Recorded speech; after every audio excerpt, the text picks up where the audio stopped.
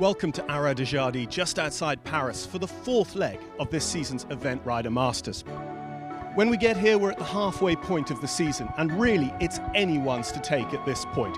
We've got 40 of the very best in the world here, representing 14 nations and no less than 4 former Event Rider Master leg winners. We're just a couple of miles from the Sun King's Palace at Versailles, but in this beautiful late 19th century stud this weekend, somebody is going to become the King of Jardy. Welcome to the Event Rider Masters.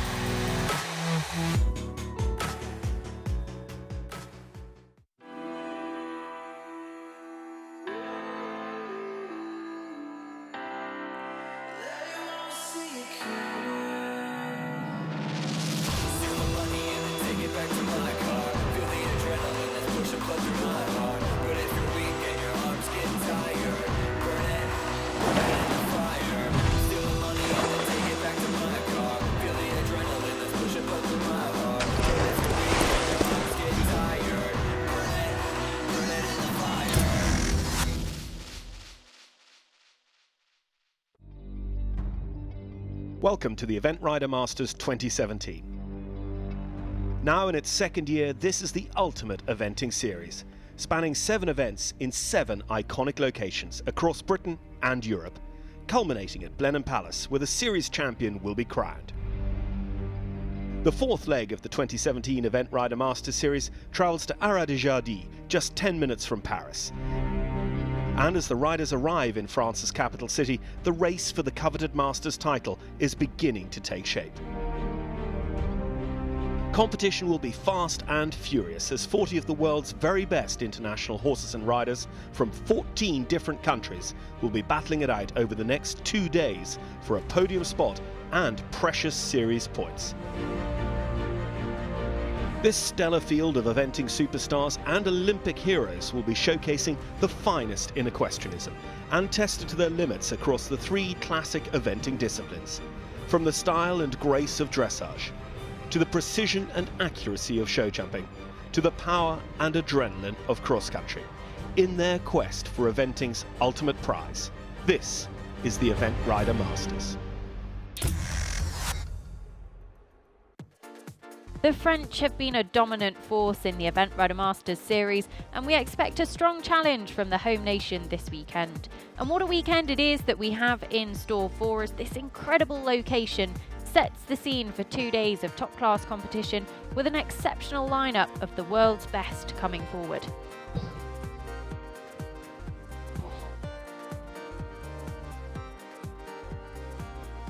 Welcome back to Jardy, leg 4 of the Event Rider Masters, and it is going to be the most incredible climax. The leaderboard shuffled in the show jumping, and joining me in the studio for this afternoon's cross-country phase is Gemma Tattersall, currently sitting in 3rd, and we'll see you out on the cross-country a little bit later on, and Derm Burns from Echo Ratings, who'll be giving us the inside line on all of our combinations. But it's not just us here in the studio. Let's go and say a very good afternoon to John Kyle. Thanks, Nicole. As we said all weekend, the sport is red hot, but actually this afternoon could be red hot as well. The sun has really come out to play here at Jardy. Cross country, always tough, and here it's got to be really fast. And could the sun and the heat play its influence as our later riders go with it all to play for in this Event Rider Masters? Well, the cross-country gets underway with the first horse out on course in a little over 10 minutes' time. But show jumping was this morning, and let's take a look at how the leaderboard shook up with all of the action. Well, it became clear very quickly amongst the riders that Sergei Houtman's course was going to be a real challenge to both jump clear and make that really elusive time allowed, even for the world's best that were lining up. The first rider in time and without fault was Frenchman Donatien Cholet, and seeing him climb 11 places up to 9th. Dressage leader Bettina Hoy decided to play it safe in the show jumping, favouring a time penalty over jumping faults. With 1 pole down and 5 time penalties, this tactic cost her dearly, sending her down the leaderboard to 7th. This left the door open for Mikael Young to take the top spot, climbing from 5th, the world #1 jumping clear just under the time allowed. Thibaut Villette and Gemma Tattersall secured second and third respectively, with 2-time penalties each, as we look forward to this afternoon's decisive show jumping and cross-country phase. So the cross-country this afternoon, and let's take a look at the leaderboard and how things stand after 2 of the 3 phases. Mickey Young out in front on 35.7. Climbing up the leaderboard from 5th after dressage. Gemma Tattersall, all about the series leaderboard points for Gemma.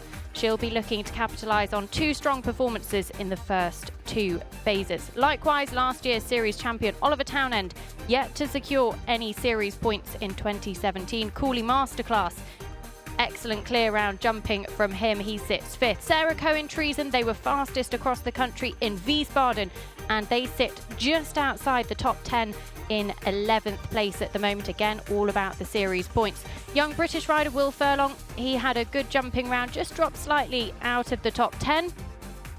Bill Levitt, Shannondale Titan, unfortunately things didn't go to plan for them in the show jumping, but no doubt we'll see them run well across the country. Alex Watian, his difficult weekend with the tricky Don Janeiro. Don feeling very full of himself, unfortunately continued in the show jumping, and they add 19 penalties. But we know that it is not going to be a dressage competition, and we know that the cross country this afternoon is going to shake up that leaderboard even more. Gemma, we'll start with you. You've walked the course. You're heading out as the 3rd rider left to go. What are your thoughts? Yeah, I think the cross country is going to be super tough, Nicole. I think it's going to be a really, really tight time. There's so many turnbacks. It's super tight everywhere, and lots of skinny combinations right to the end of the course. So we're going to have to be super quick and super accurate. That's what we like, and it's a Pierre Michelet track. Derm, he designed at the Olympics last year. Jardy is traditionally very difficult for time. What can you tell us?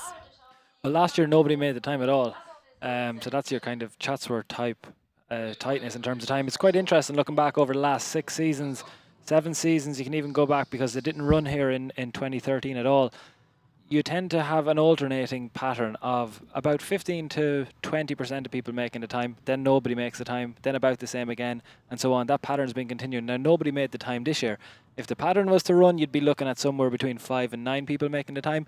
But having eyes on the ground, having people like Gemma walking the course and feeding that information back to us, it looks like from everything we're hearing, it's going to be the horses that are fast and that are reliable jumpers. We have a very technical course out here, which is a very usual Michelet trait. It looks like it's going to take quite a special horse to jump clear and stay inside the time today. Last year, one of the fastest rounds of the day, 21 seconds over the time. 20 seconds covers this year's top 10. Got you. Ready to go brave? Very brave. Good. That's what we like. And Chica Bella P, she's looking forward to it too? Yeah, she is. She's feeling really good today. I mean, she jumps so beautifully in the show jumping, showing everyone how high she can jump. Cross country, you know, this track will actually suit her. All the distances are really forward. She's got a massive stride, so at least I can keep coming with her. Well, we're looking forward to seeing you across the country. We're looking forward to seeing what your thoughts are when we get underway. But one of the most exciting things about the Event Rider Masters series is our partnership with technology giants SAP. And have we got a treat in store for you this afternoon, because there are some incredibly exciting developments. Let's take a look. I'm Henrike Pates. I'm heading the equestrian sponsorship program at SAP. The partnership we have as official technology sponsor of Event Rider Masters is a co-innovation partnership. ERM and SAP will work together on finding challenges and solutions which we can solve with technology for the future of the sport. Spectator judging literally puts fans in the judge's seat. It allows them to co-score all of the riders live, compare their results in the app, and even see the results on the big screens afterwards.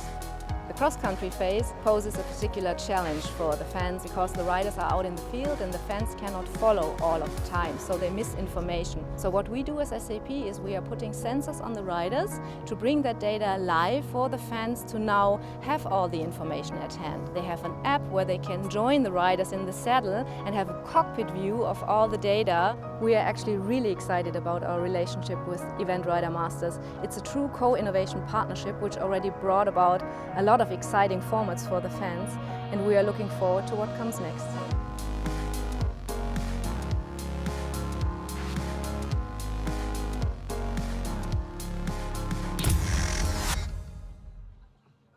And all the talk this weekend is about how tough Pierre Michelet's track is out there in Jardy. So let's take a look with a course flyover, because I tell you what, it's going to shake the leaderboard even more.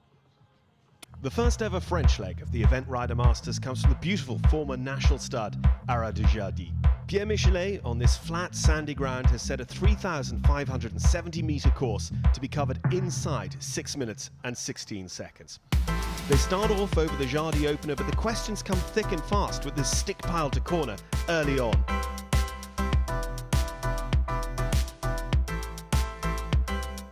Just over a minute on the course, they get their first water, the Land Rover. Then they've got an opportunity to really gallop and try and get up on their minute markers. Before this, fence 10 and 11. This triple brush arrowhead, table, triple brush arrowhead combination. Again, those forward distances and curving lines. The St James's Place question asks a palisade to corner which will take real commitment from horse and rider. The next water, these beautiful hand-painted Parisian houses and the Eiffel Tower. There's barely time to breathe as the intensity of this course picks up. This next water is the ERM Land Rover. There are 4 elements here, including these 2 angled hedges in the water itself, before then a turn back sharp to the left to set them on their new direction of travel over the corner at sea. The SAP ditch palisade to arrowhead leaves them with just 40 seconds to run on the clock as they take on this one, looking to just catch them out very, very close to home. And nothing is for free, because here we've again got 2 angled hedges for them to take on before they jump the second last and see the welcome last taking them to the finish flags. All to decide who will stand on that top step of the Event Rider Masters podium here at the Jardy Eventing Show. Well, the cross-country looks tough.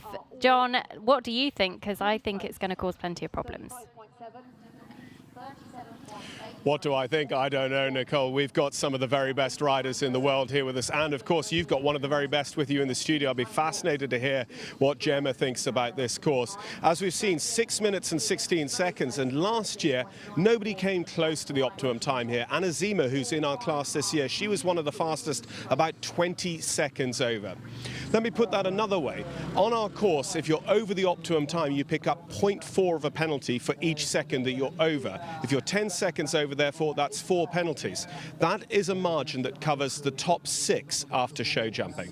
And they are an incredible field here. This is probably the strongest field we've had so far in Event Rider Masters history, with all of our riders coming from inside the world's top 10% in the rankings.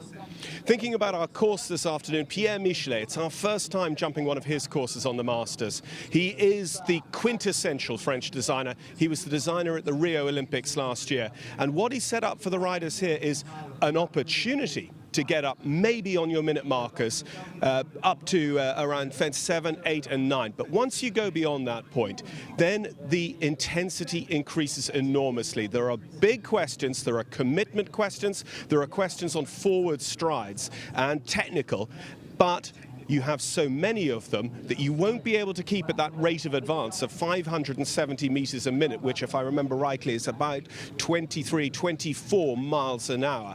And if you don't do that, you miss the time, and then it's in the lap of the gods as to who will be sitting on top of our podium. So it's very, very interesting. We're here at one of the feature fences on the course, the ERM Land Rover water. This is one of the final waters on course. And again, here, what Pierre Michelet is asking them to do is to come in and commit. They jump in over the corner over there. They have the angled hedges just behind me, and then it's a question of control. As they come out up this bank, they have to swing left and out over this other corner, which really invites a glance off to the right-hand side. And a glance off like that, a refusal or a run out, is 20 penalties added onto your score after show jumping. And if you have that, you are completely out of contention. It is, as I say, I can't say it enough. It is going to be fascinating to see how this rides. It's going to be amazing to see who ends up on our podium in just a few hours' time. Thanks, John. We'll come back to you a little bit later on, but let's take a look at the leaderboard as things stand. And we'll be looking forward to welcoming the world #1 last out on course. We won't know the winner of leg 4 of the Event Rider Masters until the final horse crosses the line a little bit later on this afternoon. But the French, well, they come here with a very strong hand, looking for a home win. King de Brio and Entebbe de Ouse both on the podium at Chatsworth last year. Powerspeed's Banderas, they were in the top 10 in Wiesbaden just a couple of weeks ago in leg 2, and they'll be looking to improve on that and climb the leaderboard even more. Karen Donkers and Conte Z, they've had some very good form at this level. And Sydney Deflaine, Swing de Perdrier, Sydney 4th at Barbary in leg 3, the only rider to finish on his dressage score. Well, the running order, this is how the combinations will be presenting. Reverse order of merit. And pick us out the Equa Ratings ones to watch. Well, early on, Contezet and Nayala and the Quizmaster, your first 3 horses, even go down to Don Janeiro, your first 4 horses. I don't expect any of them to be pushing for the time, so don't be overly concerned if the time is very big on those early 4. As you move into this early group, I think Pietro Roman on Barraduff, an Irish horse, that's going to be one certainly to watch. But at the end, Cedric Liard, Cadeau de Roy, that's one of the fastest horses in the field. Expect them to push for it. And as you move into this last group, I would think Treason, Sarah Cohen, NZB Campino, but the big one I'm picking out, Danacia and Shauli, Pavillon de Touche. They're the fastest horse by a long, long way. They're very reliable. I expect them to move all the way through the leaderboard this afternoon. They're currently sitting just inside the top 10, but they can move up from there. So the scene is set here in the studio with us, Gemma Tattersall, and also Derm Byrne from Equa Ratings, and we're going to be looking at the course in a little bit more detail. Gemma, in terms of influence, we've talked a lot about the time, but actually it's all very well the time, but you've got to jump clear first, and there's a lot of places that you can cause a problem. Yeah, we've got to go out and be really accurate. You know, he's built us a real skinny track, right from fence 3 and 4. Have to jump a table on top of a mound on a tight turning line down a hill to a really skinny corner. So, you know, and that sets the tone for the rest of the course. You know, we're going to have to be really accurate and as quick as we can, but as safe as we can. Definitely getting home without penalty for jumping the ultimate option. Derm, in terms of Equa Ratings contenders, what do we need to be looking out for?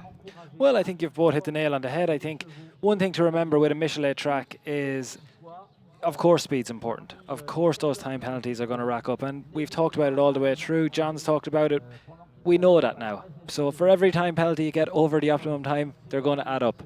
At a very basic level, to go back to basics, and this is what high performance teams will be telling their riders all the time, you have to jump clear, because 20 penalties for any mistake completely changes that cross country round.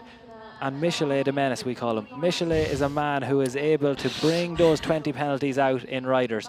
You're going to have a very technical track. Your Michelet is not a course builder that you would expect to see too many falls, but you would expect to see lots of 20s. So tight turns, as you suggest, Gemma, little skinnies, corners, people are going to be running out. There's one combination towards the end that Gemma might talk us through, the last water, where you've got corners, you've got skinnies, everything is in there. Yeah, absolutely. So there's a table just before that sets you up, and then you go on a left bending line to a right-handed brush corner, 3 very, very forward committed strides to 2 angled brushes in the water on one stride, which walks 8.5, 9 yards. It's very long in the water. Then come out the water and a really, really tight turn back on yourself, 90-degree turn to a very skinny upright corner. So yeah, that is a serious question. Plenty of questions the whole way through. Now, Dan, we've talked a lot about French domination in the Event Rider Masters series. The French are looking strong here again for a home win. They're looking strong. I think there's a couple of people I wouldn't rule out. I'm going to have to be very careful saying that. You're looking at the world #1 is still leading, so you're going to have to go past Michael Young, even though he's riding a young horse, Star Connection. You're looking at one of the best riders GB has ever seen, Gemma Tattersall. She rides Chico Bella P. And of course, Oliver Town and Cooley Masterclass. Bettina Hoy is there as well. The French are strong here. They've won 4 of the last 6 outings here in France. They're very, very strong in the Event Rider Masters. They've won 3 Event Rider Masters legs from just 21 1 runs in the series. There's a couple of people here, Gwendolyn Furr, the defending champion, Donatien Shauli on one of the fastest and most reliable horses in the field, and Kareem Lagwag and Tebe Dahu sitting in the top 5 already. They're going to be a big challenge, Nicole, but don't be betting straight that it's going to be a French win just yet. Well, we are underway with the final phase of leg 4 of the Event Rider Masters here in Jardy. Karen Donkers, the Belgian Olympian, gets us underway with Conte Z. Karen rides this horse for Dirk Vermeeren, just a 10-year-old mare. 52.1 in the dressage, just 3 time faults in the show jumping. She climbed a long way up the leaderboard from 32nd after dressage to 21st coming forward to this final phase. And this is going to be our first real opportunity to look at this course, seeing competitors tackle Pierre Michelet's track. And total distance 3,570 metres. 36 jumping efforts in total, and that all-important optimum time of 6 minutes and 16 seconds. So Gemma, just talk us through a few of the early questions, because Karen Donkers is going to be heading up to the Land Rover Water in just a moment. That's 6A and B, and the first of 3 opportunities for horses to get their feet wet out on course. Yeah, there's certainly plenty of waters. This horse looks like it's being quite strong with Karen today, and maybe a little excited by the occasion. Here she's coming to the first water. 2 big tables with should be 4 strides in between. She's just setting up now and just landing on the back of that table. The mare just looks like she's really taken a hold, and Karen's just not in control right there. And she just didn't really, the steeplechase before Fence 6, the water. She had a really uncomfortable jump. Going into the water, it didn't go to plan, and we saw that. The horse looks like she's jumping very, very high over her fences. She did that in the show jumping, which is great, but looked like she was jumping up rather than forward over her fences there, and maybe a little bit green today. Well, just waiting to see if Karen is looking to continue. She can, of course, elect to retire. She's carrying those 20 penalties, and I think she may have decided to call it a day. She certainly doesn't look, Gemma, like she's going to represent. No, she doesn't look like she's going to represent, but at the same time, she looks like she's looking around, wondering what she's going to do next. What goes through your mind at that point as a rider? I think what would be going through Karen's mind there is that she really didn't have control, and it's not a very comfortable situation. And jumping these jumps, these accuracy fences that are also very big, when you're not in control, is just a bit scary, to be honest. As a rider, that must be an awful feeling. It's not a nice feeling, and I think when things go wrong, there's always another day. So next to go, just waiting down at the start, you can see the clock ticking down. She's got 25 seconds before she gets underway. 6 minutes and 16 is that optimum time. It is Lara de Liederkerke-Meyer for Belgium, with Nyala Darville, a horse that Lara owns herself. And Lara based at Arville with husband Kai Stefan Meyer, both of them very, very successful event riders. This just a 9-year-old mare by Verdi, but Lara, very experienced, was top 20 at the World Equestrian Games a couple of years ago in Cannes with Ducati van der Overdam. Completed back in 2010 in Kentucky as well.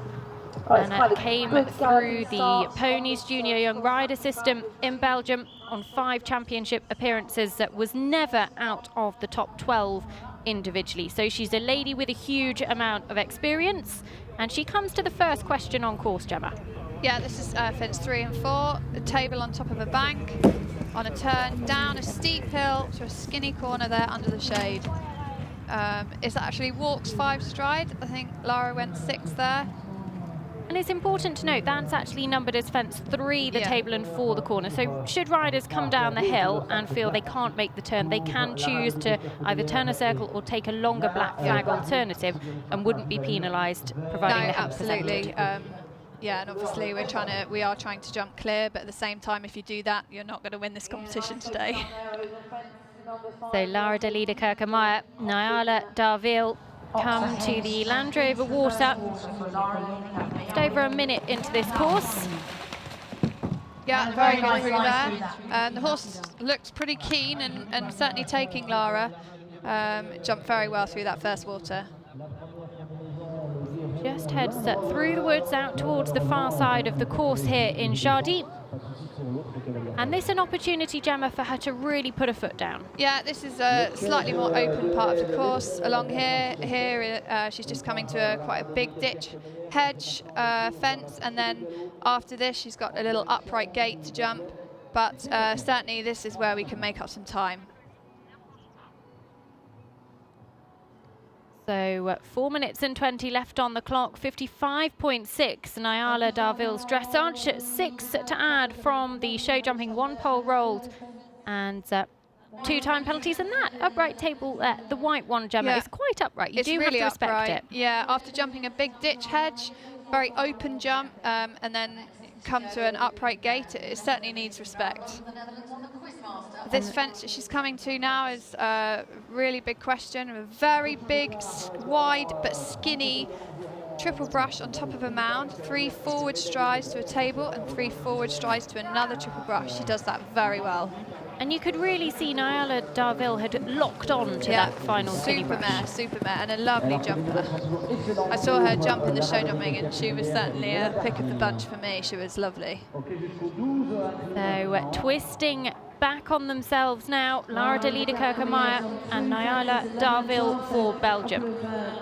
They go on to the Red House before they set up for the St James's Place question at 14 A and B. And this is another combination that just really challenges the accuracy of our combinations. Yeah.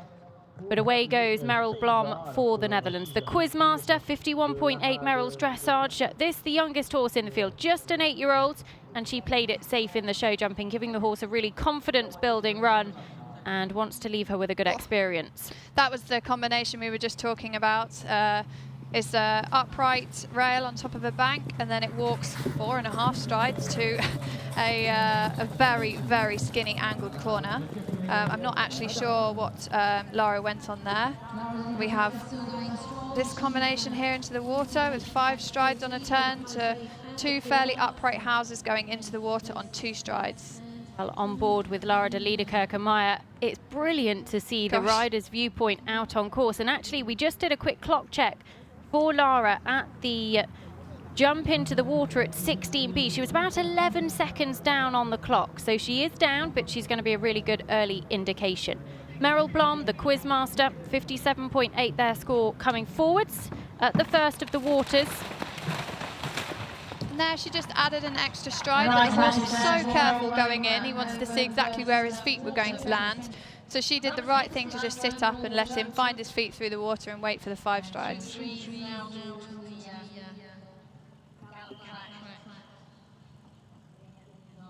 Back with Nyala now. This 9-year-old has still only their 5th run at this level. So only 5 runs at CIC 3-star level, but they maintained so far a perfect cross-country jumping record.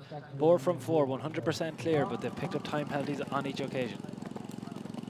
And that was interesting there, Gemma, because you said the stride in the water was long, and she actually chipped in a little one. She did, so she jumped the first brush corner and actually ended up going 4 instead of 3, therefore was too close to the first part to make a big jump, and therefore chipped in the 2 strides in the water. I'll be hoping to go on the open 3 and the open 1 with Chicabella.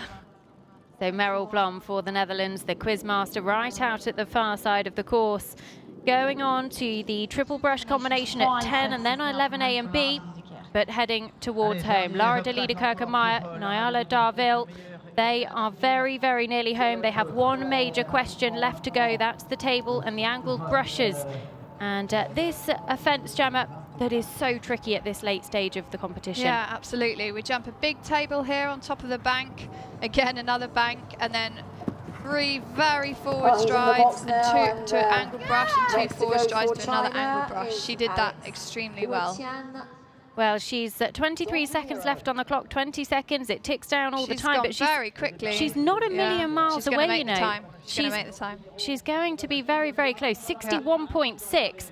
10 seconds to get home. She takes a flyer at the last, and our first finisher is the first combination to make the time here in Jardy. 61.6, Lara de Liederkerke-Meyer and Nyala Darville are home safely. Their score is locked in. They are our clubhouse leaders. Long way to go, but the time is achievable. And that's a big moment because this is a combination that haven't been making the time. They picked up 5.6 at Lemoulin, 3.6 at Marbach. They picked up 2.4 in a CIC 2-star at Virano. What I would be taking from that is this time is achievable. This is one that you can expect those people at the very top of the leaderboard to be getting. We're back with the 8-year-old, the Quizmaster. Gemma, riding an 8-year-old on a track like this, it's not easy. I know you did it at Barbary last year with Santiago Bay. Yeah, you have to have a pretty exceptional young horse to be jumping around a course like this, but this horse is doing a really good job, and Meryl's very experienced. So our latest starter out on course, it is Alex Huatian and Don Janeiro for China. This combination top 10 at the Olympic Games last year.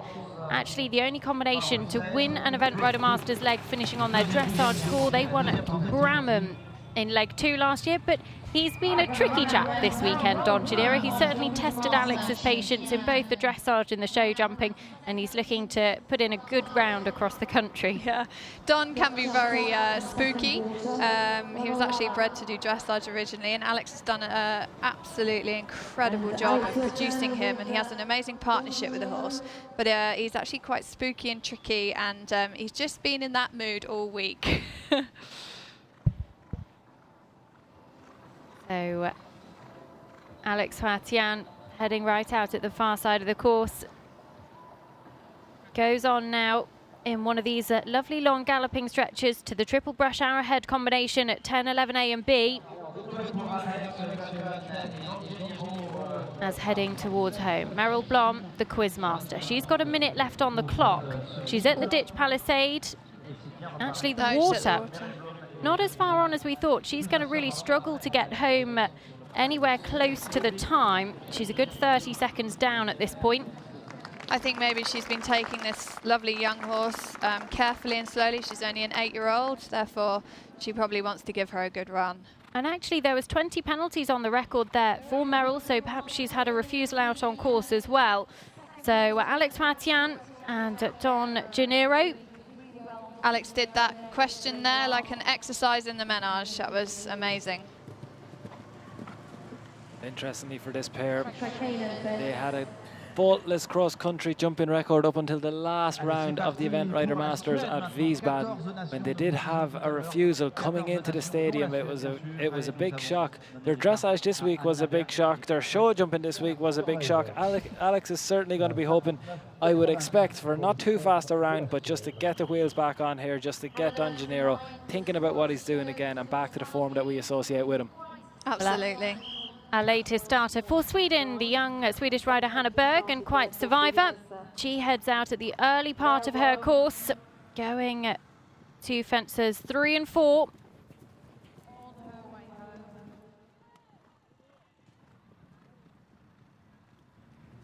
So Hanna Berg, quite survivor, goes on as heading towards home. Alex Huatian and Don Janeiro was just going for a steady round out on course, coming to the second of the 3 waters. And again, that was a combination, Gemma, that walked long, but actually came up very nicely for Alex. Yeah, I think Don Janeiro's got a pretty good, big, scopy stride, actually. But he just looked like he was doing an exercise, didn't he? There, super. 7 seconds, so she adds 20.4. Hanna Berg and quite survivor through the Land Rover water at 6 A and B. And a combination that come forward on 59.9 in total, in 28th position after the first 2 phases.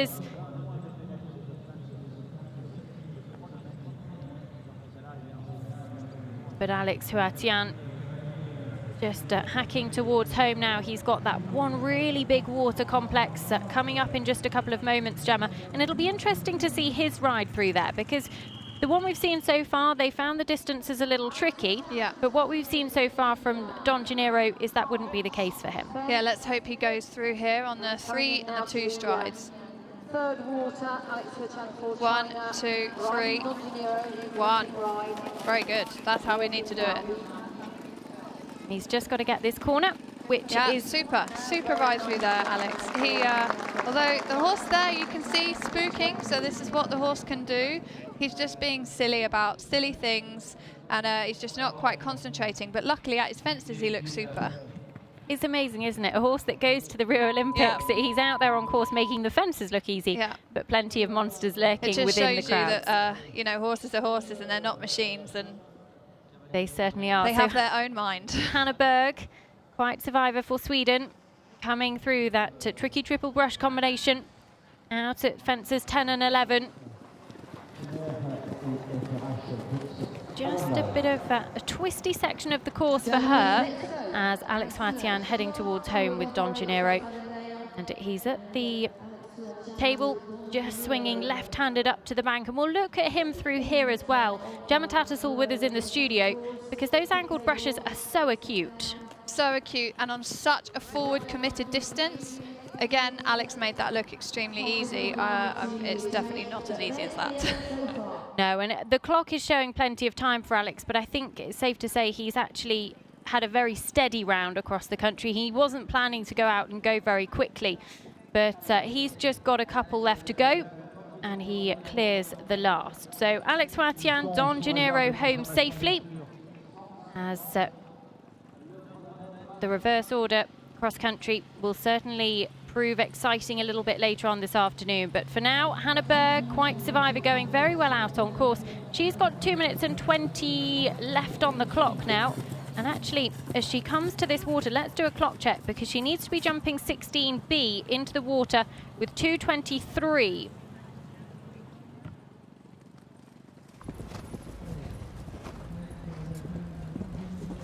Oh. So our latest starter, Anna Seema, FRH Butts, Avondale. Gemma, just running into problems at that brush corner. Yeah, absolutely. She just lost the balance down the hill, and then just didn't make the corner, had a little run out there. You can see that the corner is very much under the shade, and the horse just not reading the question at all there. So it'll be 20 penalties for the first refusal, or the first run out, and 40 for the second. A third refusal would mean elimination for Anna Seema. But Hannah Berg and Quite Survivor heading towards home. They've had a really good round across the country, this young combination. 59.9 the score they sit on at the moment.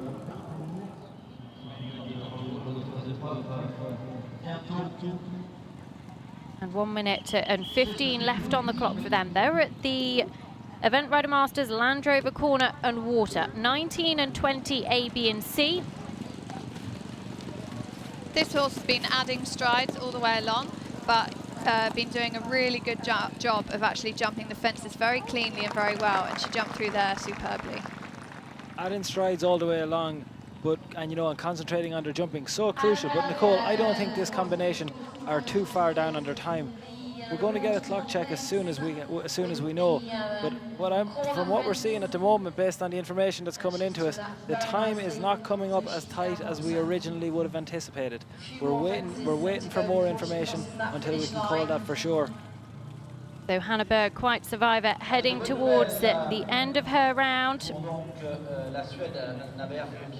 Just coming to that really tricky angled brush. The last real question on course, as away goes Clara Loiseau and Won't Wait for France. And Clara put in a super round in the show jumping. Yes. No, you go and come Had back. a really, really good round. Just the one-time penalty. So they head out on course, and a couple of really nice inviting fences. Pierre Michelet gives the riders an opportunity to get into their rhythm at the early part of the course. Yeah, only 2 fences to get you going, and then straight to this tricky question at fence 3 and 4 with the corner under the shade. She managed that very well, although the horse did, I think, look slightly out to the left-hand side, but she did a good job of keeping him in. For some of our new viewers, Gemma, the shade can play a big part in this. So often we'll find cross-country in the early afternoon, particularly when we're in Europe, as we are at leg 4, the Event Rider Masters. The sun can have an impact on how a horse sees a fence as well. Absolutely, and when that happens, we as riders need to make sure that we perhaps give them another stride to give them time to see exactly what is being asked of them. We have to remember that they have no idea where they're going and what's around the corner. We've managed to walk the course already. I've actually walked it 3 times so that I really know my way around. I can pick it up quite a bit earlier, no problem. So Clara Loiseau for France won't wait. 54.3 her dressage, but that one-time penalty in the show jumping saw her climb the leaderboard, 21st position coming forward, and really did help her climb up out. I think she was in around 33rd, 34th after the dressage. But she's really motoring away. And as we've said before, Gemma, this is the opportunity for riders to really catch up in time at the start of the course. Absolutely, she was absolutely flying over that ditch brush. It's a good opportunity for us to open their stride out and have a good galloping stride. And then they come around this corner here to quite an upright white rail gate type fence. She's just balancing the horse and just saying, hey, listen, jumped it very well. And actually, I think Anna Sima, who we saw having those problems at fence 4 a little bit earlier on, decided to call it a day after those 2 refusals. The horse not reading the question. So Clara, the course also had self at the moment. Well, we're back with Won't Wait. Clara Loiseau. This is their first international run of 2017, Gemma. We're midway through the year. Sometimes that can cause a difficulty. Sometimes it raises another question for riders and for a horse. There can be a little bit of ring rustiness in the dressage. There can be a little bit of ring rustiness in the show jumping. You can't afford ring rustiness in the cross country. You need them to be on it. No, absolutely. And I have exactly the same thing with Chica Bella, which I'm sure you're going to point out. So it's our first international run this year. And yeah, it certainly brings another test to it. We've only had one open intermediate run at national level. So yes, thanks for pointing that out. No problem, Gemma. That is no problem at all. I will keep that pressure coming on because we know Chico Bella P, such a great horse, such a great young mare. We're looking forward to seeing her later on. For now, we're back to Box Cutie, Anna Friesgaard.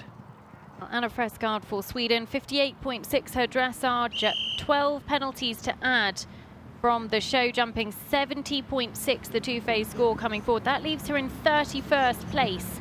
Coming in to the cross-country, well, the top 20 after the show jumping running in reverse order. So we'll be into those very shortly. The riders coming forward in back number order before that. Clara Loiseau and Won't Wait at the water.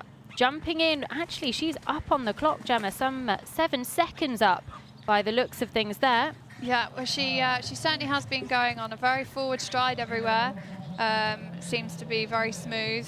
She was very quick through that water and flying around the corner there to the next fence. Anna Friesgaard and Box Cutie, 70.6 their two-phase total coming forward at the first water, the Land Rover water. And these houses, Gemma, absolutely huge. The pictures don't necessarily do them justice in terms of their dimensions. No, they're quite low, but they're very, very wide. And the first one is positioned right on the edge of the water. So quite a few horses are just touching the back of that first fence because they're seeing the water as they take off. So a couple of combinations out on course, but heading towards the end of her round at Clara Loiseau, and she committed to those strides, Yeah, Gemma. that was super through there. 3 and 1 stride, and then turn to this corner. Well done. Again, you can see there that the corner is underneath the shade. And it's important to give the horse at least a straight stride to be able to see where he has to jump between the flags. She's absolutely flying. Well, here we are back with Box Cutie. This is the first time at Jardy for both horse and rider. She's an 11-year-old mare. Looking at their personal best, they're going to have to be sub 55. That's what they got in Stragom in 2016. Clara Loiseau coming to the end of her course now, Gemma. Yeah, so this horse is looking like it's getting quite keen towards the end of the course, and she's just having to anchor it back, make sure that she keeps going between the flags at these very accurate questions. Here with the forward 3 strides down the hill, and then forward 2 strides in the middle of those 2 brushes. The horse did it beautifully. She looks like she's got plenty of time to get home. Well, Clara Loiseau, 20 seconds left on the clock. Won't Wait, pushing towards home. Looks to be some petrol left in the tank as well. 55.3 the two-phase score. They come forward. Got in quite close to the last, I think it's safe to say, but she gets away with it and she kicks on through the finish, and it looks like nothing added to that two-phase score. So they will be clubhouse leader. Gemma. Yes, well, Nicole, I think perhaps she took a stride out there. I mean, I thought she'd taken a whole stride out. That slightly scared me. But anyway, she got away with it and galloped through the finish the other side. Sometimes people will push towards the end to try. If they feel they're close to the time, they might take a stride out. Yeah. But it's a dangerous game when you get that close to the finish. Yeah, absolutely. Still got to jump the last fence. You're not finished until you're finished. So Anna Fresgaard and Box Cutie are out on course, but we join them coming towards the second of the waters. Box Cutie is quite a fast mare based on her past data, so this is going to be one to keep an eye on. They were only 2 seconds over the time at Samur, and they were inside the time in the CCI 3-star at Sopot earlier in April of this year. So at the longer formats of this sport, they have, this is a horse that can do it at the long format. Today we're at the shorter format. 10.8 time penalties they got the last time. We just had a stop there at the first part of the first water. Again, like I said just now, that wide box is placed right on the edge of the water, and they only see it as they're about to take off.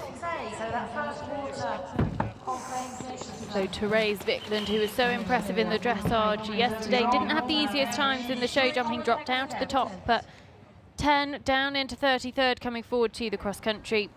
And that 20 penalties on their record as well. They'll be looking to get home now. And Gemma, as a rider, what goes through your head? You've had 20 penalties like that. It's early on in the course. Do you put that behind you? Yeah, I mean, I don't know anything about that horse, but for me, if it was a young horse, it was a very genuine green mistake. She came round, presented the horse again, and the horse answered the question. If she feels confident enough, she has now 3 or 4 straightforward fences to get the horse back in a rhythm and give the horse a good educational ride around the rest of the track. Yeah, as you say, Gemma, she's just a 9-year-old, but she has got a good jumping record up until this point. Diabolique, who we're going to come back to in a moment. The one thing to keep an eye on with them is they're very good in the first phase. They tend to incur a lot of time penalties. Unfortunately today, 20 penalties on the record. So Anna Fresgaard was about 8 seconds down at that ditch and palisade, so she's got a bit of time to make up, and she just looks to be taking a few moments, Gemma, to set up for this combination. I have seen this horse a few times taking quite a hold, so maybe she's just had to be careful and make sure that she's jumping safe, which is what we want. We want a safe sport and a safe jumps. And she's doing a good job there of keeping hold of this horse's head and saying, hey, just wait for me. This is the stride that I want.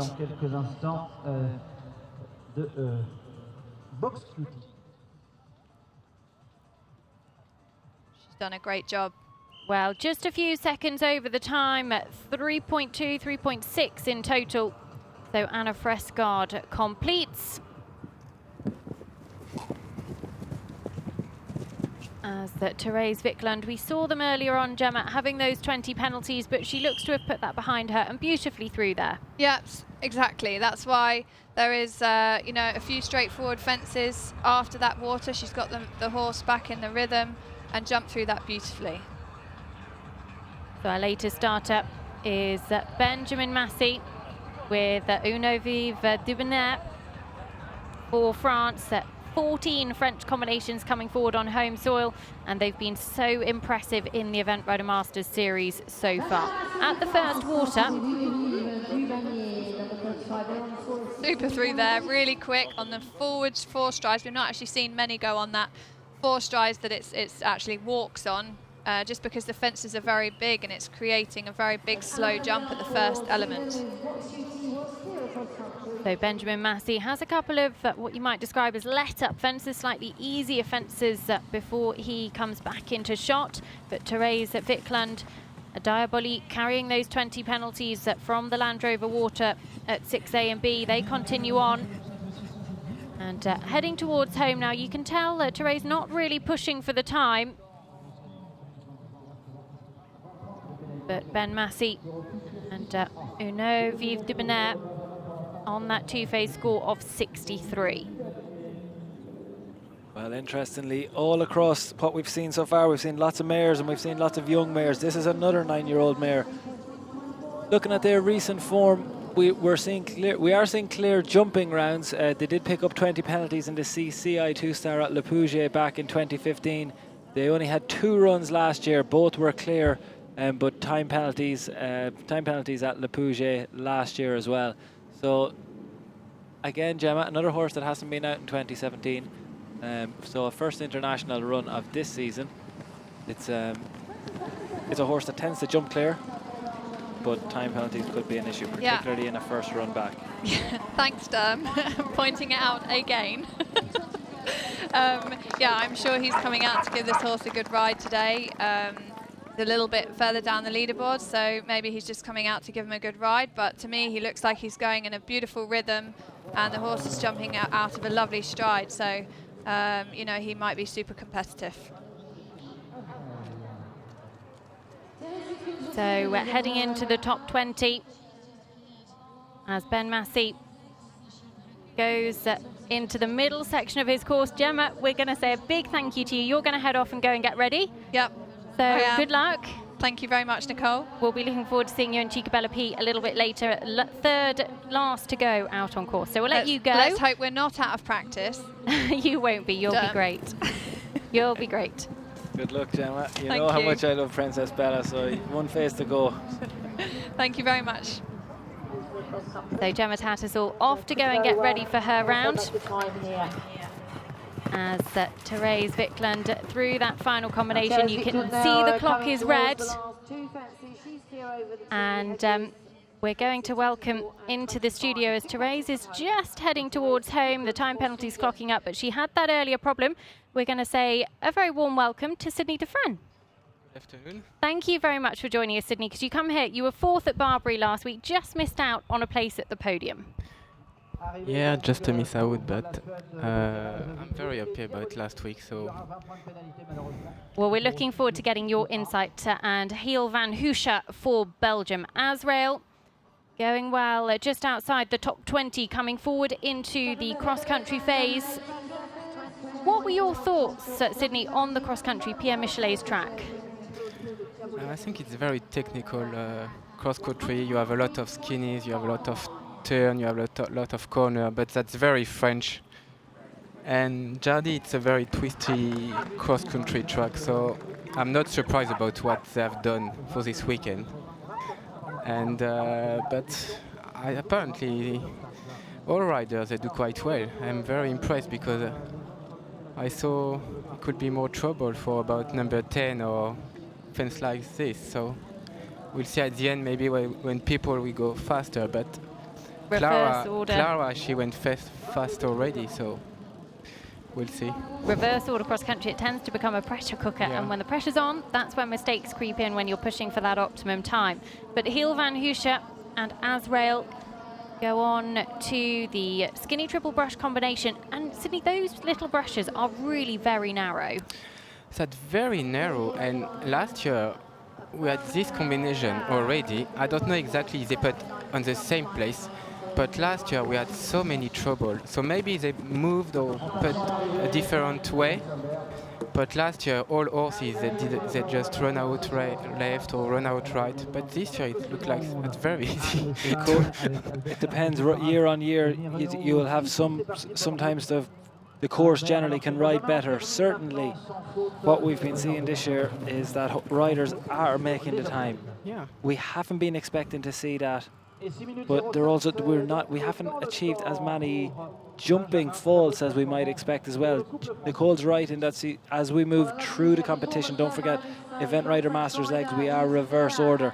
So that pressure cooker, the need to go clear, the prize money on the line, that can cause people to take chances, take tighter lines. Sometimes that can cause the 20 penalties as well. But early on, and we're joined now by Albert Hermoso Ferraz, our first Spanish rider in the Event Rider Masters on Nereo CP. This is a very experienced rider. He's been to the Olympics before. And actually, it was a combination that put in that really good show jumping round. Just the one time penalty that climbed them up from 38th after dressage to 24th for the cross country.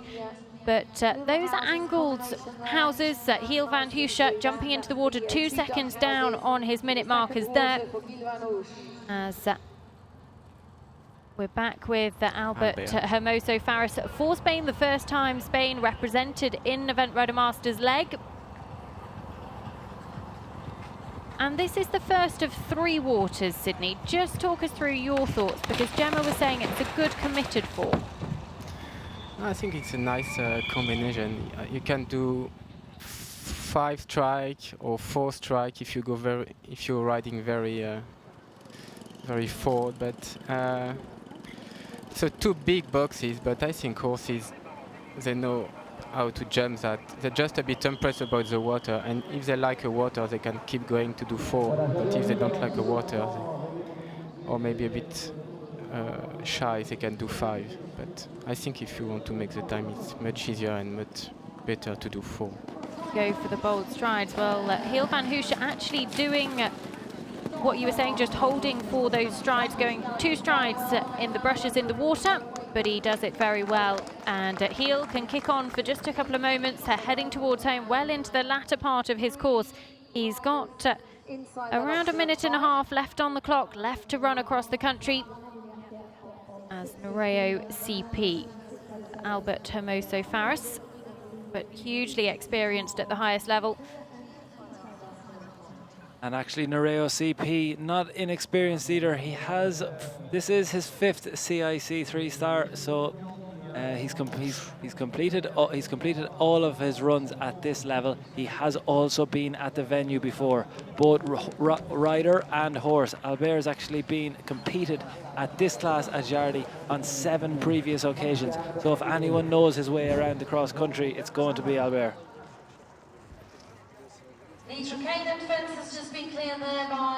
As away goes Hanne Vind-Ransgaard for Denmark with Vestavang Zarami. 49.8, they had a good dressage, slightly marred in the show jumping this morning, 16 to add to that phase, 65.8. So in 29th position coming forward to the cross country. And this is the first real question on course, Sydney. Just talk us through, Pierre Michelet's really used the terrain here at Jardy. Yeah, it's quite early fence, and you have a big box. You have to drop down and go turn right towards this corner, but she did very well. Normally, we jumped this before too, and the jump arrived very quickly to go to the corner, but it's fine. She did very well.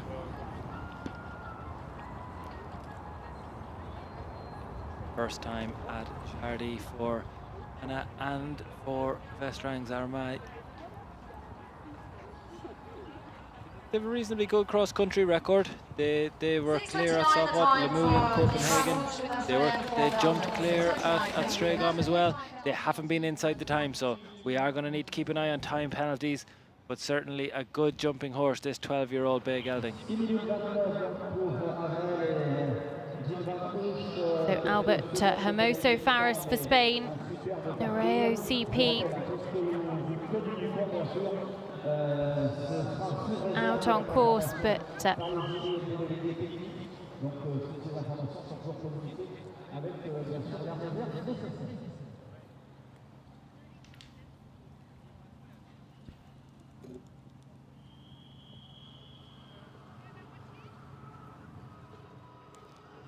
Albert come to the end of his round. Albert It's been clear so far, so a clear jumping round is going to be very valuable today. We're waiting for confirmation on time penalties. He's taking that short, Sydney. Yeah, I think he wanted to do 3, and when he jumped the first hedge, he went a bit too much on the right. So he had a little turn, and it was a bit long to do 1 strike, but horse did it. And the brush is quite forgiving on the top of those fences as well, isn't it? yeah, you have to keep your line to be 3 and 1. But if you go a bit too much on your right, you have a long strike after the 3. Sydney, while we have the opportunity, can we talk about Treasure Mail last week? Yeah. Can we talk about... It was a pleasure to watch. It was fast, and it's great to have you here while we're watching other cross-country rounds, because last week at Barbary in the Event Rider Masters Leg 3, we saw a real exhibition on Treasure Mail. Yeah, no, he was fantastic. He learned a lot for the last 2 years. I like going cross country. I like going fast. I like to have to find the easy way to ride, to go the fastest as I can and the easiest way for horses. And it's exactly a horse we can do now. So it's a good balance, and it was a pleasure. And we're coming to the end of the course here. We're seeing Albert finish.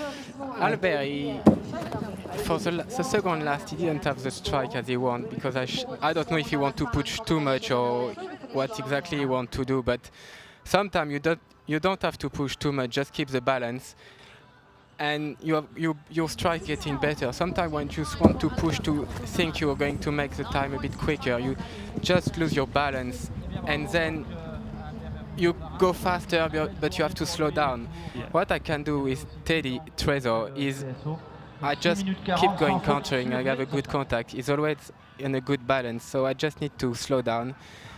And the strike is very easy to find. Sometimes when you want to rush, push,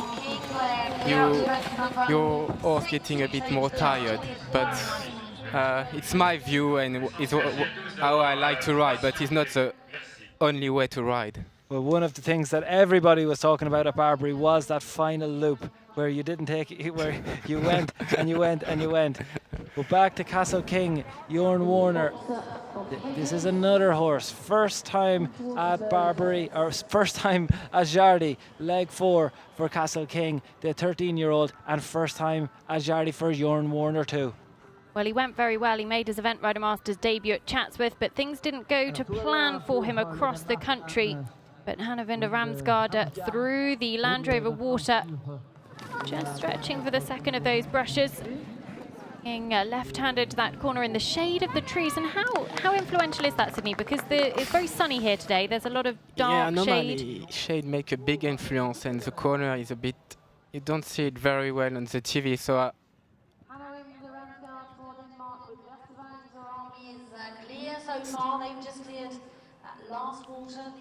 So Hannevinder Ramsgaard and Vestavang Zarami going to the end of their course at the ditch palisade. Need to be jumping that ditch and palisade with some 53 seconds left on the clock. And then they swing back left-handed to the last real question, that enormous table to the angled brushes. But they're not going to make the time. The clock is ticking down. Only 20 seconds to get home as they turn that corner, and that's not going to be enough. It's not going to be enough. It's tying in with the recent form. They picked up time penalties at Sopot, Lamule and Copenhagen, Stragom. So it's in line with the recent form, but they're not going to be too far off it, Sydney. yeah, no, she's doing very well. She had a very good run. She's a bit slow, but I don't know her, but she looks like she had a... Yeah, so she's happy. She looks very delighted with that. Hannevinder Ramsgaard.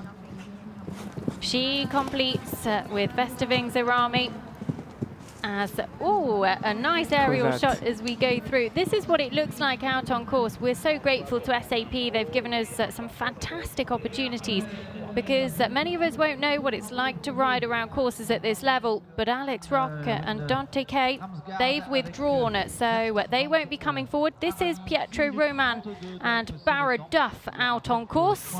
And we see them at fence 5. And that steeplechase fence, Sydney, is really just an inviting fence, isn't it? It's lovely.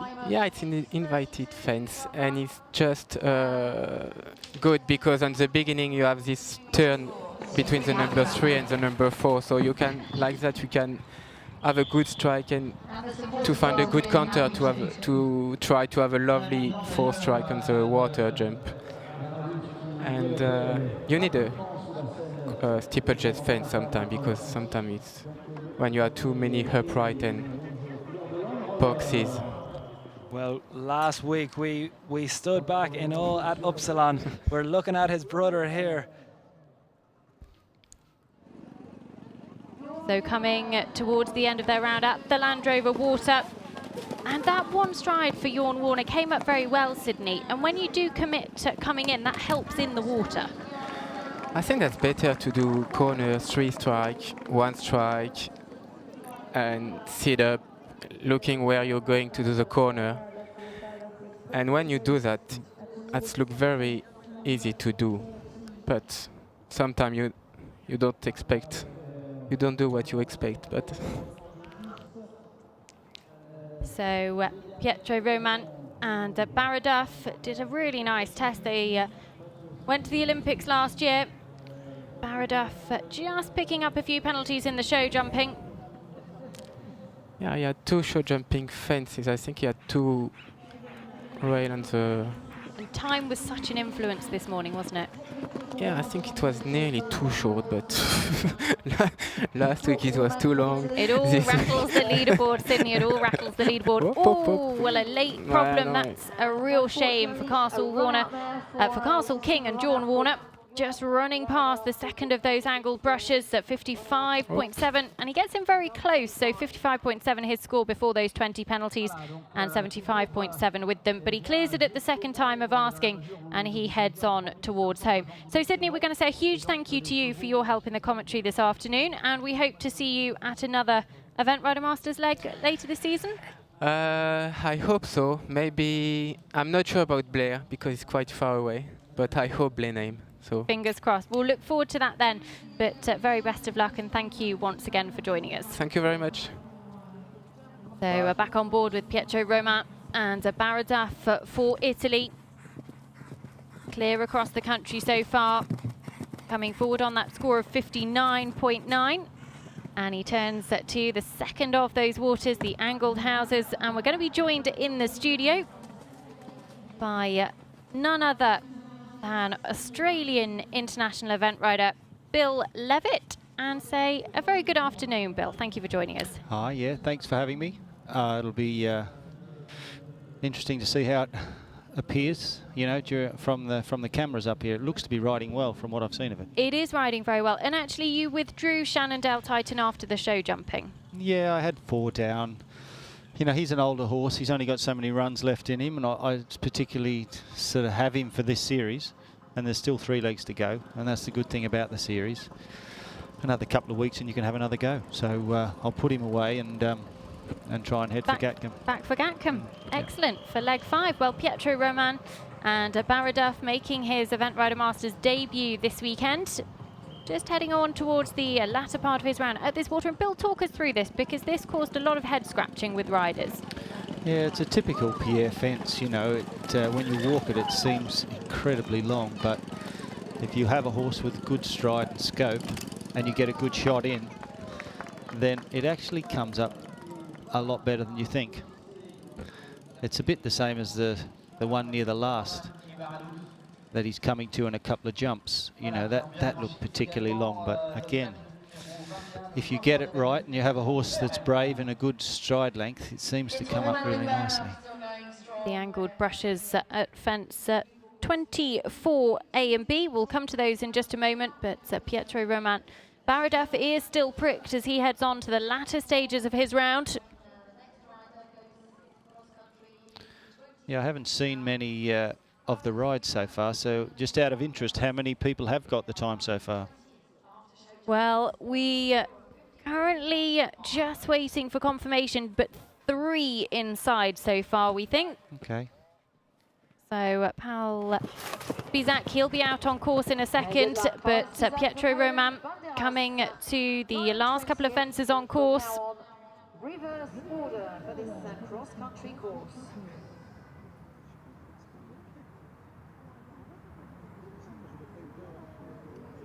So coming down to the last, and the clock just turns red for Pietro Roman. A great Event Rider Masters debut for him, and hopefully we'll see him back in the future. As here comes the Polish rider, Paul Spisak and Banderas went very well on their Event Rider Masters debut in Wiesbaden to finish inside the top 10. 10 to add from the show jumping, and we're into the top 20 now. So the top 20 coming in reverse order of merit. And Bill, this is a horse that went very, very well out in Wiesbaden, which was a similar kind of twisty track to here in Jardy. I mean, Wiesbaden was, you know, very twisty, but you'd have to say that the cross country here is far more demanding than was in Wiesbaden. Wiesbaden had a couple of really difficult combinations, but on the flip side, it had a lot of fences that were, you know, very straightforward for this level of horse and rider. And actually, one of the things we talked about at Pierre Michelet's track a lot in the build-up to the cross-country was the intensity. The questions keep coming.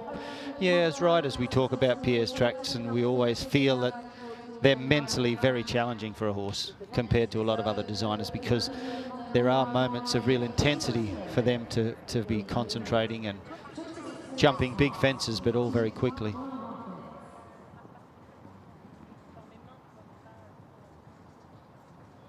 Well, Banderas was clear inside the time on his last cross-country outing. That was at Barbarocco just a couple of weeks ago, so certainly the form is there. They were also clear inside the time already this year at Sopot. 45.1 they started on that day and went clear inside the time in the cross-country phase. So keep an eye on this pair. We've seen them already being able to prove they can do speed and they can jump clear. I mean, you see the horse go there, and he looks like he travels very well at speed, doesn't he? His hind leg comes well underneath him, and he doesn't sort of go too high in his action. So you can see why he has got the time in different places. I think what's going to be interesting on that is that, as you mentioned, the Michelet track, the technicality of a Michelet track can sometimes lead to 20s when the speed is up too high, because it's lots of twists, lots of turns, and that's one that we're going to be looking forward to you talking us through, because there's also, for all those clears inside the time we've had in the last 3, if we go to the 2 runs before that, we did have a 20, and we didn't have a successful cross country at Rio either for this pair. They are an Olympic combination, we shouldn't forget that. Yeah, there's certainly these big questions, the water particularly, you know. You could get found out quite easily there if you don't get the shot in you want to the first one, and could be a bit of a chip and a bit of a fiddle, and they're not the size fences that you really want to be doing that to be fair. Well, Elmo Yankari, Duchess Desiree is on course. This is a pair who have been here before. They've been at Jardy. They were in the top 5 on their last outing here. It's one of their best results, but also they were clear at Stragom as well. They were clear inside the time at Buccalo some years ago. That was a big result for them. They were 16th that day. So keep an eye on this pair. Again, like Banderas, also on course. They've got clear inside the time on the record, but they've got 20s. Will Michelet catch them, or are they going to come out on top? Well, Elmo Yankari won his individual Young Rider gold medal here at Jardy on this very horse, Duchess Desiree, so he knows that this venue very well. 54.1 his 2-phase score coming forward. Did such a good test yesterday, but penalties from the show jumping dropped him right down the leaderboard. 54.1 his score coming forward. The clubhouse leader, well, that is Clara Loiseau, and Won't Wait. They were inside the time on 55.3 they finished, so that is the score to beat. We've 3 combinations that have made that 6 minute 16 second optimum time so far. Well, I think that's interesting, Nicole, because we had no combinations making the time last year. It tends to go in alternate years is what we're seeing. You can go back 7 seasons. Remember, we didn't run here in 2013. But if we were on that current trend, you'd be looking at somewhere up to between 5 and 9 people making the time. 15 to 25% could do it in a year where people make the time. It just depends on how that course comes up. So far, it looks like we will have people making the time. We already have 3. Yeah, it was sort of, as riders, we were all thinking the time was going to be near impossible. And then when we saw those early few get the time, we were all a bit taken back. We thought, oh, maybe the time is very doable. And it's proving to be that way, because when the really experienced top combinations get going in the latter stages of this competition, well, I'm sure we'll really see a full of them come through inside. So Elmo Yankari, Duchess Desiree, 54.1 there. 2-phase total coming forward. We're into the reverse order cross country here at leg 4 of the Event Rider Masters. We won't know the winners until the last horse crossed the line a little bit later on this afternoon. But coming through the skinny triple brush combination, Bill, and that actually, those skinny brushes were very, very skinny. Yeah, and your man there just drifted out on the 3rd one, which left him a little bit off the front of it. But still, you know, they've made them very well, and the horse was very genuine to prick its ears and jump through to the last triple brush. So pushing towards home, Paul Spizak and Banderas for Poland. They're going to be close to the optimum time of 6 minutes and 16 seconds. He just has the last to go, the Jardy flyer. 27 obstacles on this course, and he clears the last. It takes a bit of brush with him, but kicks on through the finish, and he's very close to that time. Bang on. Looks like he's made it to me. It looks like he could be in. He looks like he could be number 4 inside the time. Back to Elmo.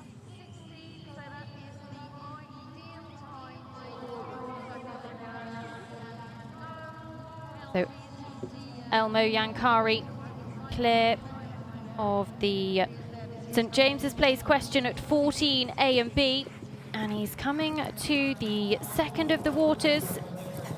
We'll get a clock check for him in just a couple of moments' time, because he needs to be jumping into the water with 1 minute and 23, 2 minutes and 23 even left on the clock, so he's well up on the clock. As Aurélien Loire for France underway with the Seashore Spring. Very impressive dressage of 43.0, 11 to add from the show jumping, dropped them down the order slightly, but very much a young talent for France. This is a rider Tom Carlyle spoke very highly of earlier, and looking at the recent form you can see why. Cross-country jumping is a strength. They did pick up 20 penalties at this venue at Jardy in 2016, so that's the trend they're going to want to turn around. They delivered a very good dressage this time last year, but 20 penalties and added another 32 time, so they're going to want to turn around their Jardy form. So Elmo Yankari coming to the Land Rover water. Gives him a bit of an awkward ride, this horse. I mean, there's been quite a few jumps where it just doesn't look as smooth as you'd like it as a rider, so he's doing a good job to stay with him and keep him on his job, but he doesn't look the easiest to get to a fence. He was about 5 seconds down on the clock coming away from that corner, so we'll get an update on him shortly. But Aurélien Loire and Seashore Spring well into the middle part of their course. 6 minutes and 16 seconds, that all-important optimum time. Riders that need to travel at an average of 570 meters per minute in order to make that time. But of course, plenty of challengers out there on course as well. But he made that look easy. Yeah, he certainly got a nice feel for cross-country, definitely, really. Well, one of the interesting things to mention is certainly we did think the time was going to be tighter, Bill. You mentioned it. We also potentially thought that we might pick up more jumping faults. Normally on a Michelin track, you will see a lot more 20s. You average about, sometimes as low at championship level as 4 in 10 on a Michelin track could jump clear. 4 and 10 in a class like this would be working out at about 16 from 40. You'd be looking at anywhere up to 20 people picking up cross-country jumping faults. We haven't seen that just yet. No, that's where it's certainly, you know, it's proved a bit, it's ridden not quite as strong as it walked, which is a great tribute to a course designer. If the course can really ask questions when you're walking it and you're scratching your head and you're thinking, and then when it actually happens, then, you know, it rides better. But that's not got anything to do with the course, that has, and that's just a horse that doesn't really want to play. Well, just as we say that we weren't seeing those jumping faults, as you say, not necessarily anything to do with the fence, but Maxime did have to take a new route there. She had no options really. The horse had already started to run sideways, so she took the safest option. Back with Seashore Spring. He certainly does give this a good ride, this fellow. He's in a lovely rhythm, not doing too much, just enough. Well, they jumped clear at Bramham in the under-25 class, in the CCI 3-star under-25 class. Picked up time penalties that day, but they were clear inside the time ended at 2-star level at Pau. Jumped clear at Vorgum, jumped clear at Harastapan. They're beginning to build up a bit of a run together now after that 20 penalties this time last year. Oriane Leroy, son of Pascal Leroy. Well, that's as good as I've seen it ridden all day, that combination. when riders get the forward 3 coming away from the corner, the one in the 2 brushes comes up fairly easily, Bill. Well, it works. It just works, yeah. And it's all about getting a good shot in and having a horse that's brave enough to stay on its stride. You know, if they start to jink or spook or go off their line a bit, then that's when troubles start to happen. But as you can see, when those 3 strides happen, it looks very simple. So Aurélien Leroy, 4 seconds up on the clock with Seashore Spring at the last timing marker. He makes that swing back towards home now, very nearly home. 45 seconds left on the clock. The finish flag's well within his sights. And he's just got to get through this last question, take the time to set up on the top of the bank before he can think about the finish. But he's on target to go inside. Very good, very good. It has been a very good run, but what's interesting again from a data point of view is that they haven't been making the time. They were close to it, as I say, they have been close to it, but to do it today means that there are going to be riders coming in these late combinations who potentially are going to be able to go inside the time as well.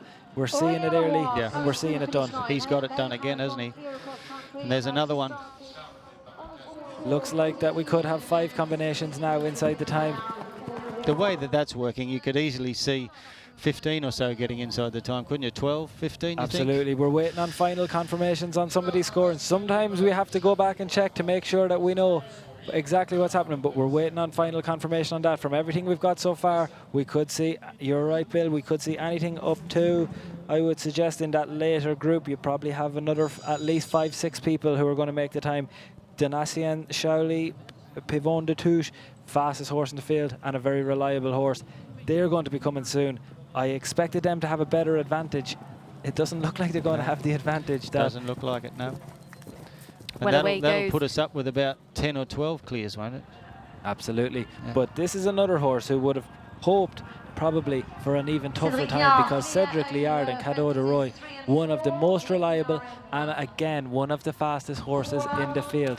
They had, well, they've jumped clear and inside the time at Harastapan last year. They jumped clear but did pick up 13 time penalties at Burley. I thought he would have put 4 strides across that water, and he's added one, so he's going to have to up his game a bit to be competitive on the time if he starts adding strides where he doesn't need to, because it certainly looks like a horse with a lot of scope. How much time does a added stride add, Bill? Just a couple of seconds, but second or 2, but if you do that 3 or 4 times, you know, it can have a real influence. But I mean, one thing like that's not a real issue, but if he does it the whole way around the track, then it starts to become an issue. It adds up. So Maxime Debost and Kurt de Montplaisir coming to the Land Rover water. Beautifully clear through the first 3 elements. 20, 21 AB, and just a bit wide on that turn back to the corner, but he gets away with it. Cedric Liard, Cadeau de Roy on that very good 2-phase score of 50.0. We're into the top 16 here, running in reverse order across the country. Cedric certainly looks like he's up the pace a bit now. He's done that well. And that was beautifully done. This horse really experienced at 4-star level, Bill, and he was so true to his line through that. He economical. was. He just like an exercise. It was very impressive. So just going on towards home, carrying 20 penalties at Maxime Debost and Kurt de Montplaisir, the clubhouse leader, Aurélien Leroy on 54.0. That is the score to beat. Unfortunately, Maxime not able to do it on this occasion, but he'll be just pushing towards the final part of the course.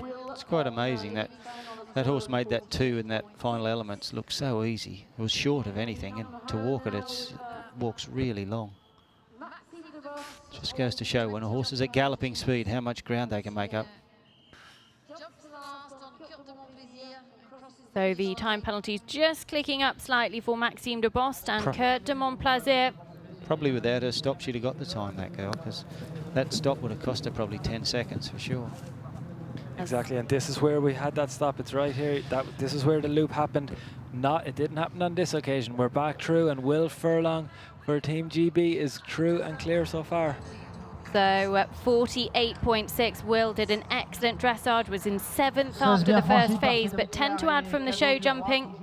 He was only too aware of the really top class field here. 10 of the world's top 30 lining up, and he certainly was among the best of them in the first phase. Expensive penalties in the show jumping, but still an opportunity to climb the leaderboard here. And this accommodation very experienced at the level below this, at 2-star level. They were the Young Rider European champions a couple of years ago in Stragon in 2015. Yeah, he probably didn't get the shot he wanted into the water there. It was just another stride, but he's done a great job this weekend so far. Cedric coming to this combination, Bill. Yeah. He wasn't leaving anything to chance there.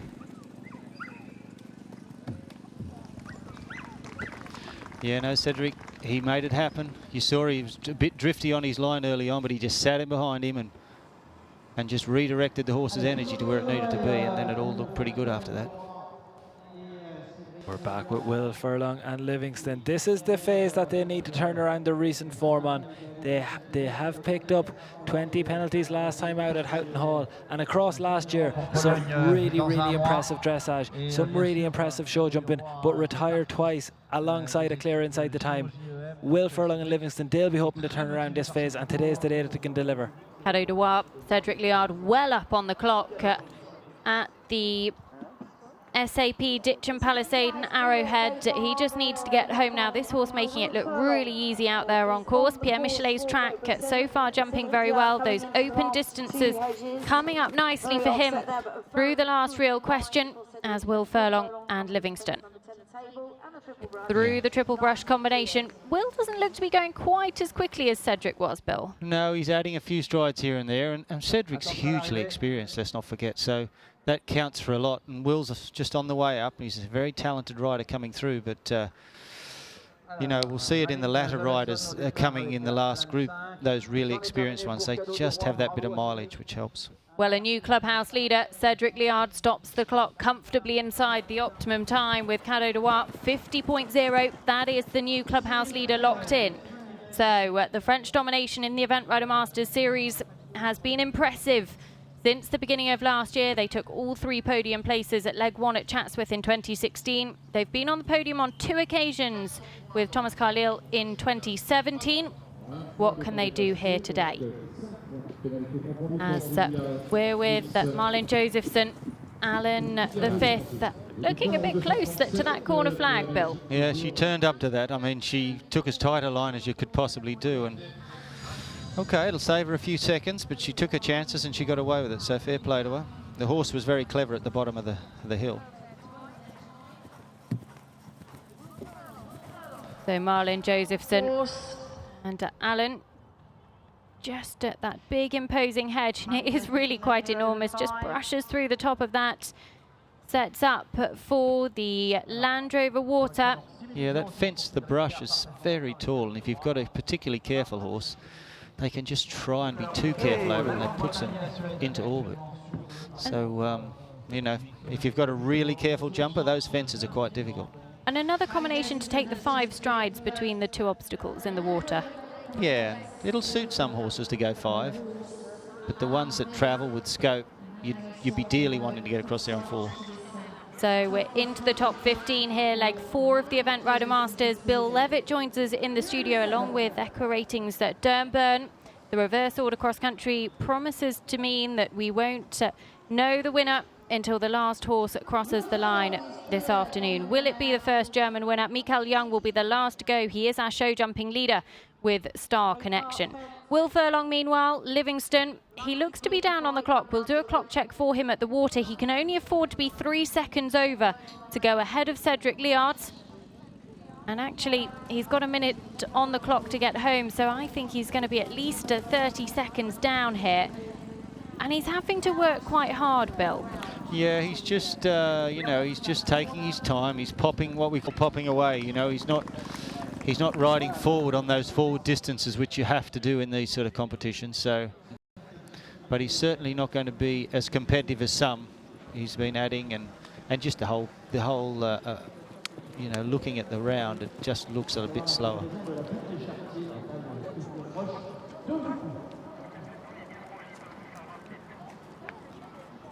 So Will Furlong, we thought he was down on the clock. He is about 36 seconds down on the clock at the SAP at Palisade and Ditch. So he's just heading towards home now. He's not going to challenge our clubhouse leader, which is Cedric Liard, Cadeau de Roy. They're on a score of 50.0. But he comes on to this last big combination. We can expect him to fly home to a flying finish. Yeah, again, he's added strides all the way down there. So. Well, away goes Tim Price, Ascona M. Timmy. Rode his luck. What's I think he he doing? saw a stride on a very economical line there, Bill. Yeah, Janelle won't be too impressed with that one. It's her ride too, so she's a brave man there, Timmy. But it will be interesting to see. It's only a young horse, I think, isn't it? This one, so 10-year-olds. So it'll be interesting to see how it travels around here. So Will Furlong, Livingston, they go home to complete. Plenty of time penalties, but clear jumping 65.8 they finish on. Well, Tim Price, Ascona M, actually only the combination second international run together. They were third at Tattersalls at this level, and the horse went very well with Janelle last year internationally, but Tim taken on the ride for 2017. I'm sure Janelle will be stealing her back very shortly. Yeah, she certainly looks a bit green early on. Just looks like she's very careful, and these horses can take a bit of time to gain their confidence around cross country. It'll be interesting to see how she grows into the track, or whether she gets a little bit more nervous. I expect her to grow into it. She is quite experienced, albeit at the levels below, you know, and I think the key thing that we need to mention here, and you guys have talked about it, yes, she is only a 9-year-old. However, Ascona, it's a new ride for Tim. They're only on their second run together. She'll be learning, Tim will be learning about her cross country and how to react. Tim and Janelle, very different riders. So Ascona, as a young mare, is going to be just wondering what's going on a little bit as well. But both very talented. Tim's actually on his 50th CIC 3-star run. That's the level of experience that she has on her back. So he'll be guiding her around. Yeah, he'll be certainly producing her as he goes around and bringing her on for sure. And he was doing his work early, so that'll be already hopefully having a positive influence on how she's taking on these jumps. Well, clear inside the time at Liniers with Janelle in October of last year. They went on. They were sixth that day. She was very good through that last combination. Really good. Marlin Josephson actually 18 seconds down on the clock at the SAP Ditch and Palisade. 20 seconds to get home. She's not going to do it, and she'll struggle to challenge our leader of Cedric Liard and Cadeau de Roy. And this is interesting because Alan V, not a horse that has picked up too many time penalties in the past. They are going to pick them up here, as you say, Nicole. That clock is ticking down, but only 2 time penalties at Le Moulin, only 4 time penalties at Rinswood, only 3 time penalties at Stragom last year. They tend to be fast. They tend to give us a good indicator of the speed. So Tim Price, 2 minutes and 50 seconds left on the clock. And Bill, riders at this level are really experienced in terms of knowing how fast they're going out on course, that there's minute markers out there. Just explain to us how that works and how they understand their watches and everything like that. Well, there's lots of different, there's not lots of different, but you can get an app which tells you where the minute markers are on the phone, or you can do it the old-fashioned way with a wheel. So you'll know each minute marker, and then you always go with plan A, but you got to have plan B and C as well, because it all depends on how your horse is feeling. So Timmy will be going out on this horse having a plan, thinking about it, but he's got to be able to adapt that plan if the horse isn't actually giving the sort of ride he was expecting. On the flip side, if it's going better than expected, then he can ask a little bit more. Well, but he'll know exactly where he needs to be on the minute markers. Well, John is down at the podium, so let's go and see how things are shaping up out there.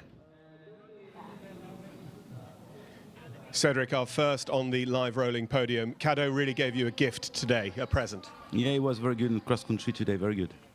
And what was your feeling? Were you surprised the time was achievable? Yes, it looks like the time would be more difficult to make, but it's quite galloping and the track is good, and the combination are all long distance, so we can ride forward all the time. It suits you, it suits your horse. Congratulations. Thank you.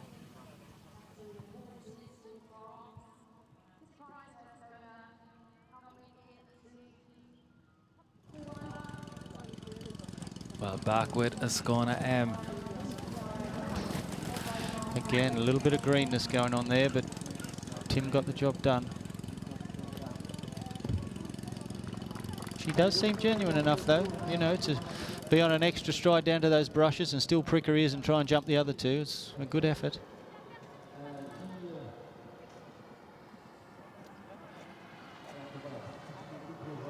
Well, I know that Tim and Janelle both very excited about that young mare.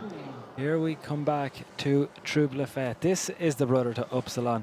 Another grey on course. We've already had Pietro Roman and Baraduff. We have Ascona M, the young mare, and then we have Trouble Fête. Trouble Fête comes up for me as one of the faster horses in the field, coming up on a speed rating, and you're probably not going to be surprised that when you link it to the Upsilon link. But back with Ascona M for now. Tim is coming towards the latter part of the course. So Tim, 16 seconds left on the clock to get home. He's not going to do it, and he only has 5 seconds in hand to go ahead of Cedric Liard, using all of his experience there. This is going to be very close. Cedric Liard, the clubhouse leader, so he is the score that is locked in at the moment. He's the one that everybody coming now needs to beat. So he's the one with the target on his back, and actually Tim Price, the clock ticks at red, and those time penalties add up. An excellent run across the country for this young mare, but time penalties mean he won't be able to challenge Cedric's current lead. But what can this lady do? Sarah Cohen and Treason rides this horse for Liz Jones and Pressy Spark. They were winners at leg 2 in Wiesbaden. They come forward on a score of 44.5. Well, this is a big moment for the series. Treason and Sarah Cohen, they're sitting just behind Tom Carlile on the ERM series leaderboard, so they need to pick up some points. Sarah Cohen, they had a very fast round at Wiesbaden. That was what won them the day that day, because they moved all the way through the field. Pivon de Touche comes up as the fastest horse in the field. Cadeau de Roy, Cedric Liard, he was the second fastest, but third fastest coming up is Treason, and we're watching her on course now. Treason can afford to be 13 seconds over the time to go ahead of Cedric Liard, Cadeau de Roy. Well, I'll be dead surprised if she doesn't get the time. The way that things have gone so far, she's got that experience we talk about. She's got a horse with stamina and stride. Doesn't, you know, what she says is very polite, so it doesn't take any setting up. So watch this space, but I'll be dead surprised if she doesn't get the time. Matthew Van Lanagan and Trouble Fête at the Land Rover Water, swing left-handed to this corner. Couple of seconds down on the clock, Matthew, but he could catch that up if he puts his foot down on the accelerator now. So Sarah Cohen right out at the far side of the course here. Leg 4, we're just outside the top 10 in the Event Rider Masters. The first time the series has ventured into France. And we're about to go into the top 10 in just a few moments' time. But a former leg winner out on course. And Treason coming to the skinny triple brush combination. Beautifully done there, Bill. Yeah, well, Sarah's giving it a great ride. She's getting all those soft bending lines without any hassle. It'll be fascinating to see when she gets further into the track. We get a little bit of a time check and see how that big stride's helping her out or not.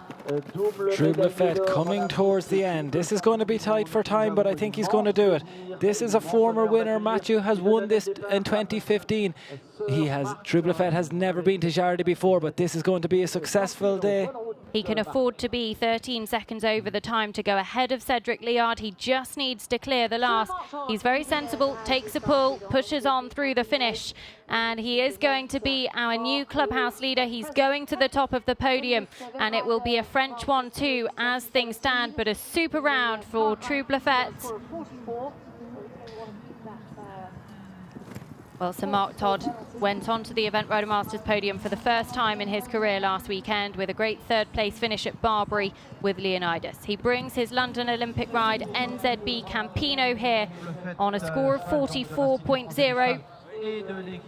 Yeah, well, Toddy's, you know, this wouldn't be the fastest of Toddy's horses, but it's certainly fast enough to have a go at getting the time here. But he'll have to be on his job right from the word go, I think. Well, very well spotted, Bill, because I think you're right. I think it's how fast does he need to be. We have the top 5 in terms of the fastest horses, and NZB Campino sits within them. He sits just behind Treason on the speed ratings. Treason and NZB Campino on course at the same time. We'll get a very good idea from Sarah Cuddy-Cohen's score as to what Campino's going to do. Well, Sir Mark Todd on that score of 44.0. He would certainly have 1 second in hand of Sarah Cohen. And Cutty is coming towards the end of her round. We'll get a time update for her in a second. She can afford to be 1 second over to go ahead of Matthew Van Lanagan. He's on a score of 45.0. This is about the series points. She was a little wide on her line there, Bill. It was untidy. It was untidy for Cuddy. She'd normally produce a horse better to the fence like that, but it looked a bit, giving her a bit of a hard time, a bit sort of wooden in the mouth coming into that, which made it hard for her to set up properly. But, you know, cross-country rounds, most riders have an odd fence or two that don't go to plan, and that's just Cuddy's fence for the course. At this level, Bill, though, when you do have a fence like that, when you do have to set up that extra pull, they could be the seconds that are so crucial. She doesn't have much room to play with if she wants to move to the top of the leaderboard. Yeah, so it'll be tight, but I'd still think she'll do it. You're still confident she can do it? She better not let me down, this girl. I tell you, I've backed her all the way. Well, her time, Treason and Sarah Cuddy-Cohen's time, is going to give us a real indication on Campino and Mark Todd. They're very closely linked on ratings. So Sarah Cohen and Treason coming to this final combination up the bank. She's got just over 30 seconds to get home. She's there or thereabouts. She can do this if she pushes towards the finish. Sarah Cohen and Treason could be going to the top of the podium. She can only afford to be 1 second over the time. No, well done. And Go for it. Go on. Just got the last to Send it go. home. She's got to pick up a good stride to the last, hasn't she? In terms of series points, this is very big because she's currently second on the series leaderboard. She clears the last. She's inside the time. Sarah Cohen for Great Britain and Treason. They finish on 44.5 and they go to the top of the podium for Great Britain. Well, Bill called it, but it's a very, very big moment in the series. Treason had to be inside the time. Tom Carlile is going to be watching on carefully. He's currently leading the series, but a good placing here will put Sarah Cuddy-Cohen right back into contention. We've got the fastest horse in the field now. This is one that Equi Ratings would tell you will make the time. They don't pick up jumping penalties. 15 cross-country rounds, 15 completions, no jumping penalties, and 10 inside the time. We'll come back to Denasi and Showley in a moment, but first back to Campino. Mark Todd. Well, he's up on the clock. He was 11 seconds up on the clock there at that water. So Mark Todd, he certainly knows how fast he needs to go out on course with the NZB Campino, but Donation Showley and Pivoine des Touches at 43.8 out on course, but let's go to the podium. Matthew, welcome to the top of the podium. How was the ride? Yeah, my horse was a good feeling with my horse. So my first water jump was not so... I hope I have more precision for the entry, but he's so good that he goes away. Then time is not so easy, yeah, you know, and other things were fine with him, yeah. Well, congratulations. It's going to be short-lived because Sarah will be up here in a moment, but enjoy it while it lasts. Well done, Matthew. Thanks a lot. Well, Mark Todd was up on the clock at the Land Rover Water. He's heading towards home, but we're with Donation Shawley. Pivoine des Touches into the top 10 here, reverse order cross country, and 43.8. The two-phase score, one of those clear rounds. He was 20th after dressage, but a clear round in the show jumping was so valuable for him. Well, Sir Mark Todd well up on the clock, coming through the SAP Ditch and Palisade with NZB Campino. He's coming to this final question, and Bill, a man of Sir Mark's experience, and he's certainly showing it all out there. That has a great eye, you know, he just can see distance from a long way back, and he's doing it here. You can see there he's right up to that in 3. He is miles up on his clock. He is going to be, I would say, 5 seconds inside the time. He just needs to make sure he gets home right. Event Rider Masters 2017 at Barbary, he was on the podium. He was ready for this series. Now is the time for him to deliver. I think he knows this is the year. And again, it is all down to the series points. But Sir Mark Todd, NZB Campino, they're comfortably inside the time. They had a second in hand over Sarah Cohen, but they don't need it. They finish on 44.0. And you see those shots he was getting to the last 4 or 5. He just picked them up out of a rhythm, didn't take a pull. His eye picked it up, and that's the artistry of Mark Todd. Well, Donation surely for France cannot afford to be a second over to hold his place and to go ahead of Sir Mark Todd. And he's definitely pushing for that optimum time, Bill. Yeah, look, he looks to be right in the zone, to be fair. Well, here comes the lady who won here in Jardy 12 months ago, Trône Prince Gwendolyn Fur for France. That was the first awkward moment I've seen from this combination here. You know, he just had to sort of really make it happen there a bit, but still got the job done. And Gwendolyn Fair certainly didn't take any prisoners as that 3 and 4 down the hill. The horse really took it on. Well, Sarah Cohen takes her spot at the top of the podium with her kids. She better enjoy that for a few moments, because she's going to be knocked off the top spot by none other than Sir Mark Todd in just a moment's time. But out on course, Gwendolyn Fur has set out like she means business with Trône Prince. Yes, it'll be sort of it'll be deja vu, or not deja vu, but it was the same experience I had out in Wiesbaden when I was about 12th going into cross country, and ended up staying there until about the last 4. But I think Cutty's days are numbered on the podium today for sure. So Mark Todd is coming for her, but this man out on course, Donation surely, and Pivoine des Touches, they had that super clear round in the show, jumping a super economical line to that corner. That is the tightest I think we've seen so far today. He cannot afford to be a second over to go ahead of Sir Mark Todd. Well, we wouldn't expect him to be 10 inside the time from his 15 internationals. That's why he's going to be pushing that leaderboard. Well, the podium is certainly getting exciting. John, how's it looking down there? Thanks, Nicole. Cutty, welcome back to your seat. Yeah, I'm not going to be on it for long, but I'm enjoying the moment. Mr. T was awesome. He was brilliant around there. He's so agile for a big horse. I think it was just where the bank I sort of got 4.5, but he's just brilliant. We have so much trust in each other, and we just ride as a complete team, and he felt in a good rhythm, and it was just fantastic. Well, as we say, once again, it's a little bit short-lived, but if you've got to give way to anyone, it may as well be somebody like Toddy. Yeah, exactly. Well done, Sarah.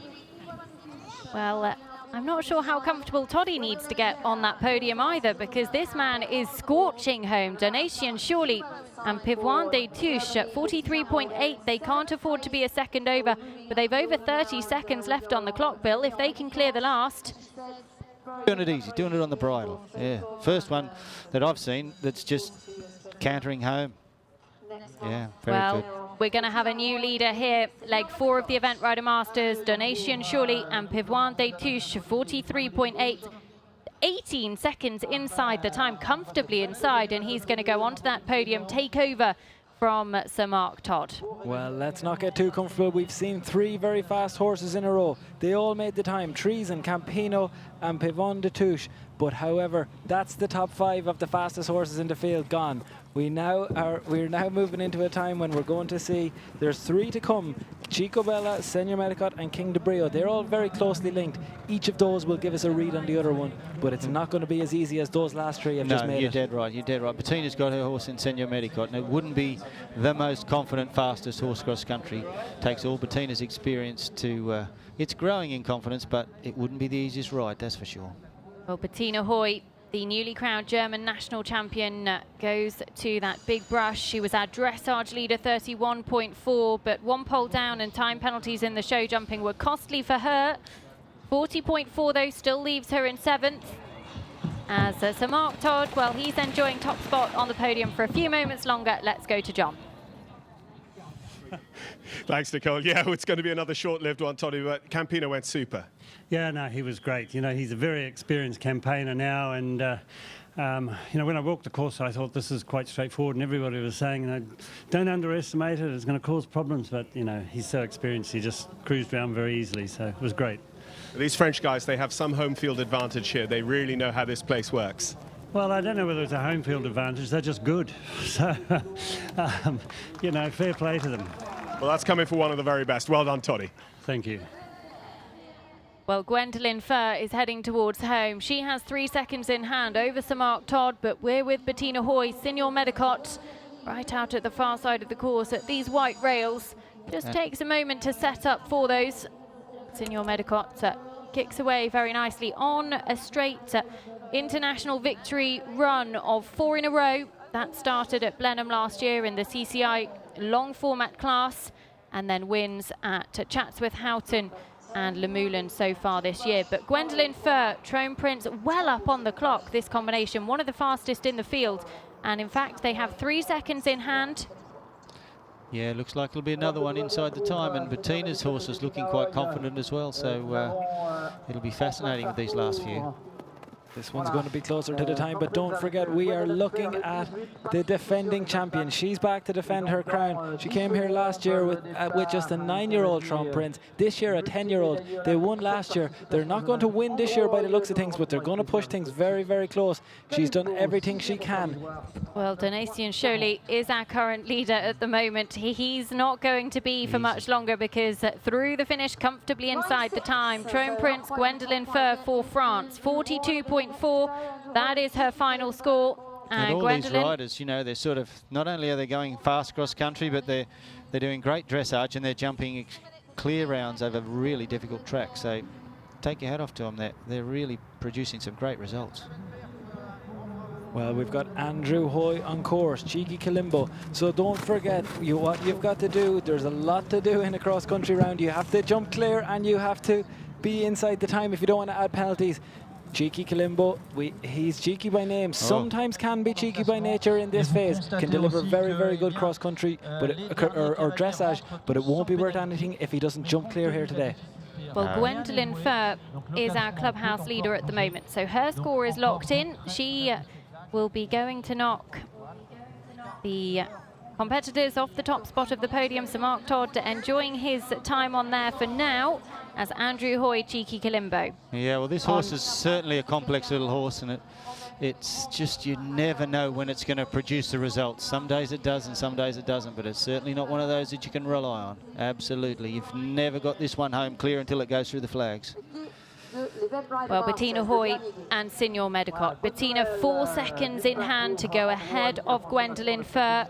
Signor Medicott has made the time already this year, and a very fast result at Chatsworth Derby. Correct, they made the time at Lamoulen, they made the time at Houghton Hall, they jumped clear on both those occasions, they're winners there. They also made the time, they were 2 seconds over at Chatsworth, but Nicole, I can tell you, for a normal horse, 2 seconds over at Chatsworth is as good as making the time. It's a very, very difficult place to make the time. So Signor Medicott is certainly improving. It takes all of Bettina's experience to get him this close. I wonder if Bettina meant to do the 4 and the 2 in there. It nearly looked like she was just happy to do 4 and then a little bend on 2, and it looked very comfortable, to be fair. Fair play to her. She rode that well. So Andrew Hoy, Cheeky Kalimbo, just opens up on the accelerator. He's on a score of 39.4. That leaves him in 6th. After the first 2 phases, he comes to that tricky, skinny triple brush combination with the big table in the middle, but has ridden well so far today, Bill. Yeah, these are the sort of fences that Cheeky often sort of ducks past, but now he stayed on his line there, so maybe today's the day when Cheeky Kalimbo steps up and delivers. So Bettina Hoy is coming towards home. She's at the angled brushes with 28 seconds left on the clock. She's a few seconds down on where she needs to be. She can afford to be 4 seconds over the time. This is going to be nip and tuck. This is going to be nip and tuck, Nicole, you're dead right. As she comes to the end, the 4 seconds, she may need them. She may need them. I think she will. I think she will. But she's learned how to ride this horse, you know. I just think, oh, she's a long one there. Well, she's not going to be far off the time, and she is going to be our clubhouse leader, 41.2, just 2 seconds over for Bettina Hoy and Signor Medicott. Gwendolyn Furr, she'll be knocked off that ever-revolving top spot on the podium. What I loved about that round of Bettina's is she didn't try and dominate those horses in those long distances, and he looked just so much happier just adding the extra ones in those 2 really difficult combinations, and she still got a very competitive time, so well done.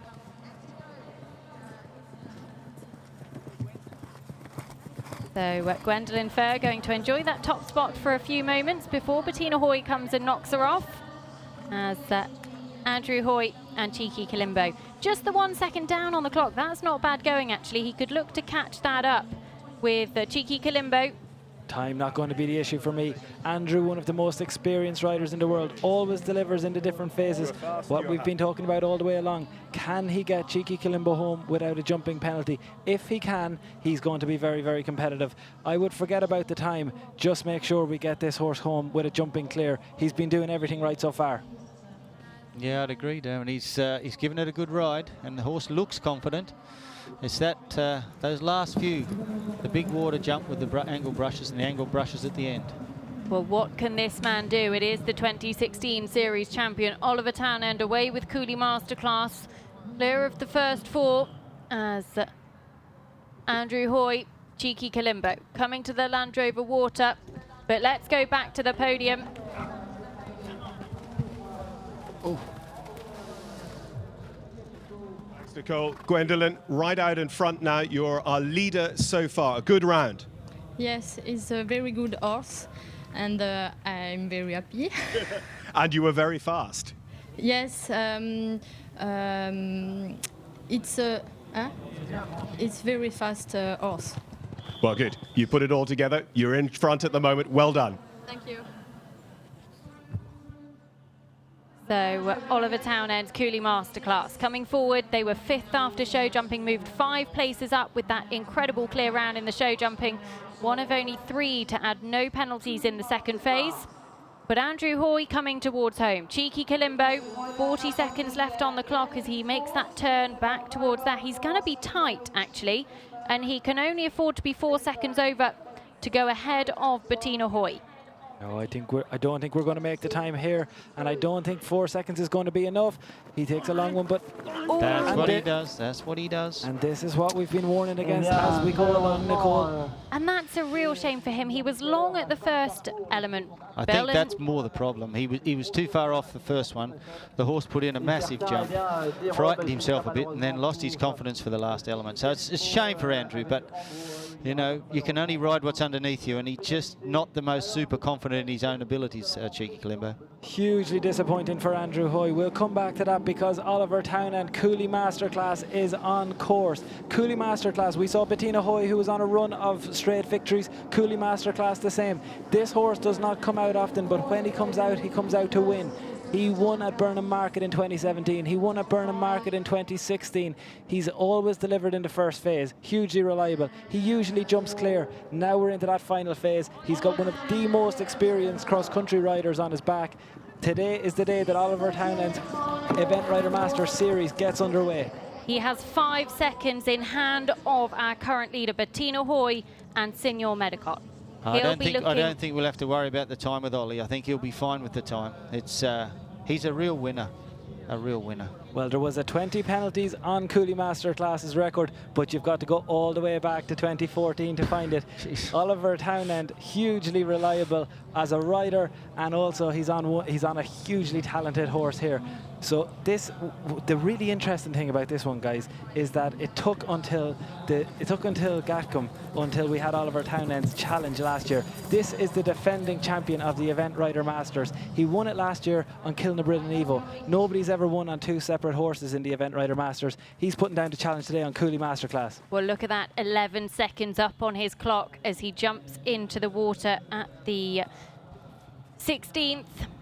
So Oliver Townend, things going to plan for him so far. Still a long way to go, though. We saw with that really late run out for Andrew Hoy, Cheeky Kalimbo at the 3rd last that it is not over until they're clear of the finish flags. But Oliver Townend, Cooley Masterclass, into the last couple of minutes of their round, and Oliver will know exactly what he needs to do. 39.1 his total score. The thing about Ollie is he's so used to riding at speed. He rides at speed week in, week out in England and various horses. So unlike someone that doesn't ride at speed that often, it's like just a day at the office for him with riding fast. And that certainly helps when the pressure's on. Ollie Townend now coming in. Well, as you say, riding at speed build, this is a guy at CIC 3-star level, a level where it can be difficult to make the time. He has already ridden 32 inside the time rounds over the last 7 years. That is a huge amount. That's one of the highest in the field, a 25% rate. A little bit chippy there. He needed to use all of his experience, it is safe to say, but he's safely on his way towards home. As away goes Karim Florent-Leguag and Tebi de Oos, part of that gold medal winning French team at the Rio Olympics last year. 38.9, their score coming forward. In 4th overnight at the Land Rover Water. I was surprised that Ollie's horse looked like it lacked a bit of forward through that water jump, and then it was all he could do to get it over that corner. So interesting, very interesting. We'll get a clock check for him in a moment because he's 50 seconds to get home and he can afford to be 5 seconds over. He's up on the clock. He's absolutely fine for time at the moment.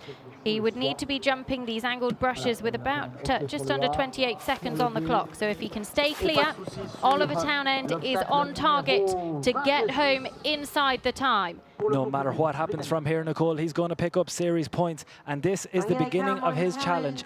Will they come past him? There's still 4 to go after this, but he is going to be in the top 5 of the Event Rider Masters. 1 fence to go.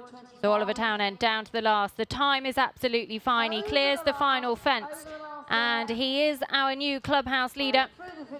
39.1, that is the new score to beat. Oliver Townend, Cooley Masterclass, showing their class across the country, and the 2016 series champion, well, his 2017 challenge is in play.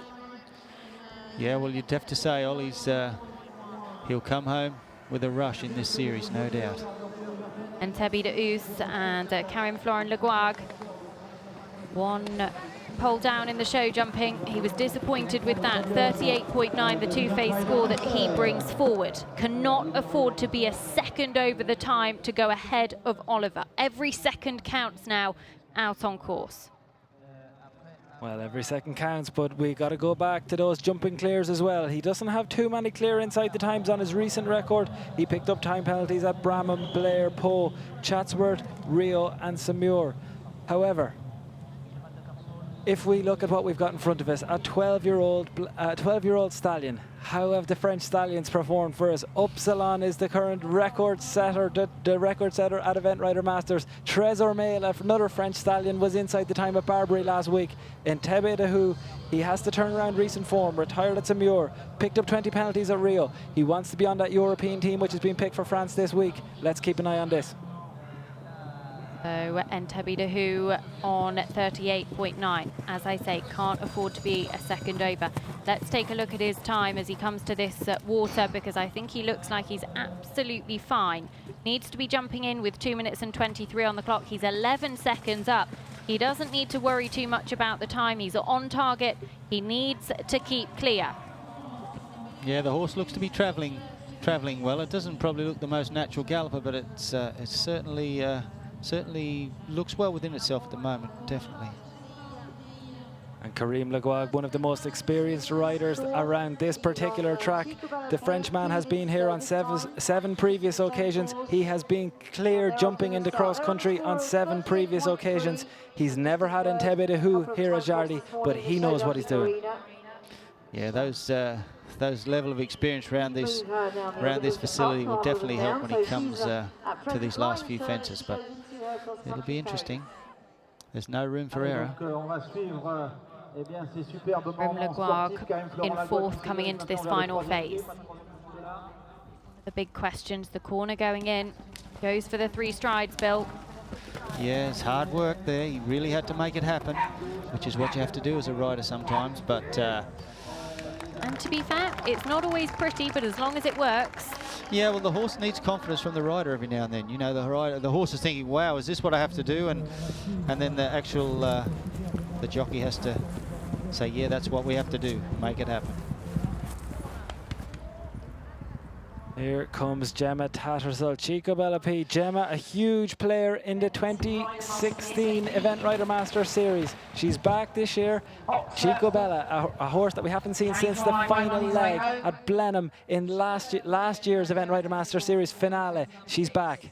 Well, we're into the top 3. Bill, you're going to have to dash off to the podium. Thank you very much for all of your help. You're off to present the Monart Sale Prize. That's it, yep. And that's to the winning owner, isn't it? Just yeah, tell us. there's sort of a sale that I'm involved in Ireland where we select horses specifically for eventing in the sale in November, and the sale, Niall and Polly, who are the proprietors of the sale, have kindly put a prize in for the owners, which I think is a great thing, you know, for the owners to get a weekend at the lovely Monart Hotel in Ireland. So yeah, I'll go and present that. Well, we'll let you go, Bill. Thank you very much. But Karim Leguag is about to go into the lead here. He's been on the podium once before. That was last year at Chatsworth. What can Entebbe de Hoos do here? He's locked in 4th. He is our clubhouse leader. He's locked in on a 38.9, but what a performance from Karim, because that's a new personal best, a personal best finishing score. They've never been below 46. They've done it today. Well, let's go down to the podium because it is ever changing. Oliver, a very good day, a very good weekend at the office with Masterclass. Yeah, very good boy. As I said, he's had very little preparation. He's very close to winning one of these things, I think, isn't he? He's just gone beyond all expectations this weekend. We knew that he'd be rusty. That's his first cross-country run for 4 months, and he's gone very well. Well, I'd be very interested to talk to you about the time, but we've got so much action on course. We'll go back to that, and I'm sure we'll talk to you again. So Gemma Tattersall, Chica Bella P, 1 second in hand to go ahead of Karim Leguag and Entebbe de Hoos on 38.3. We're into the top 3 here.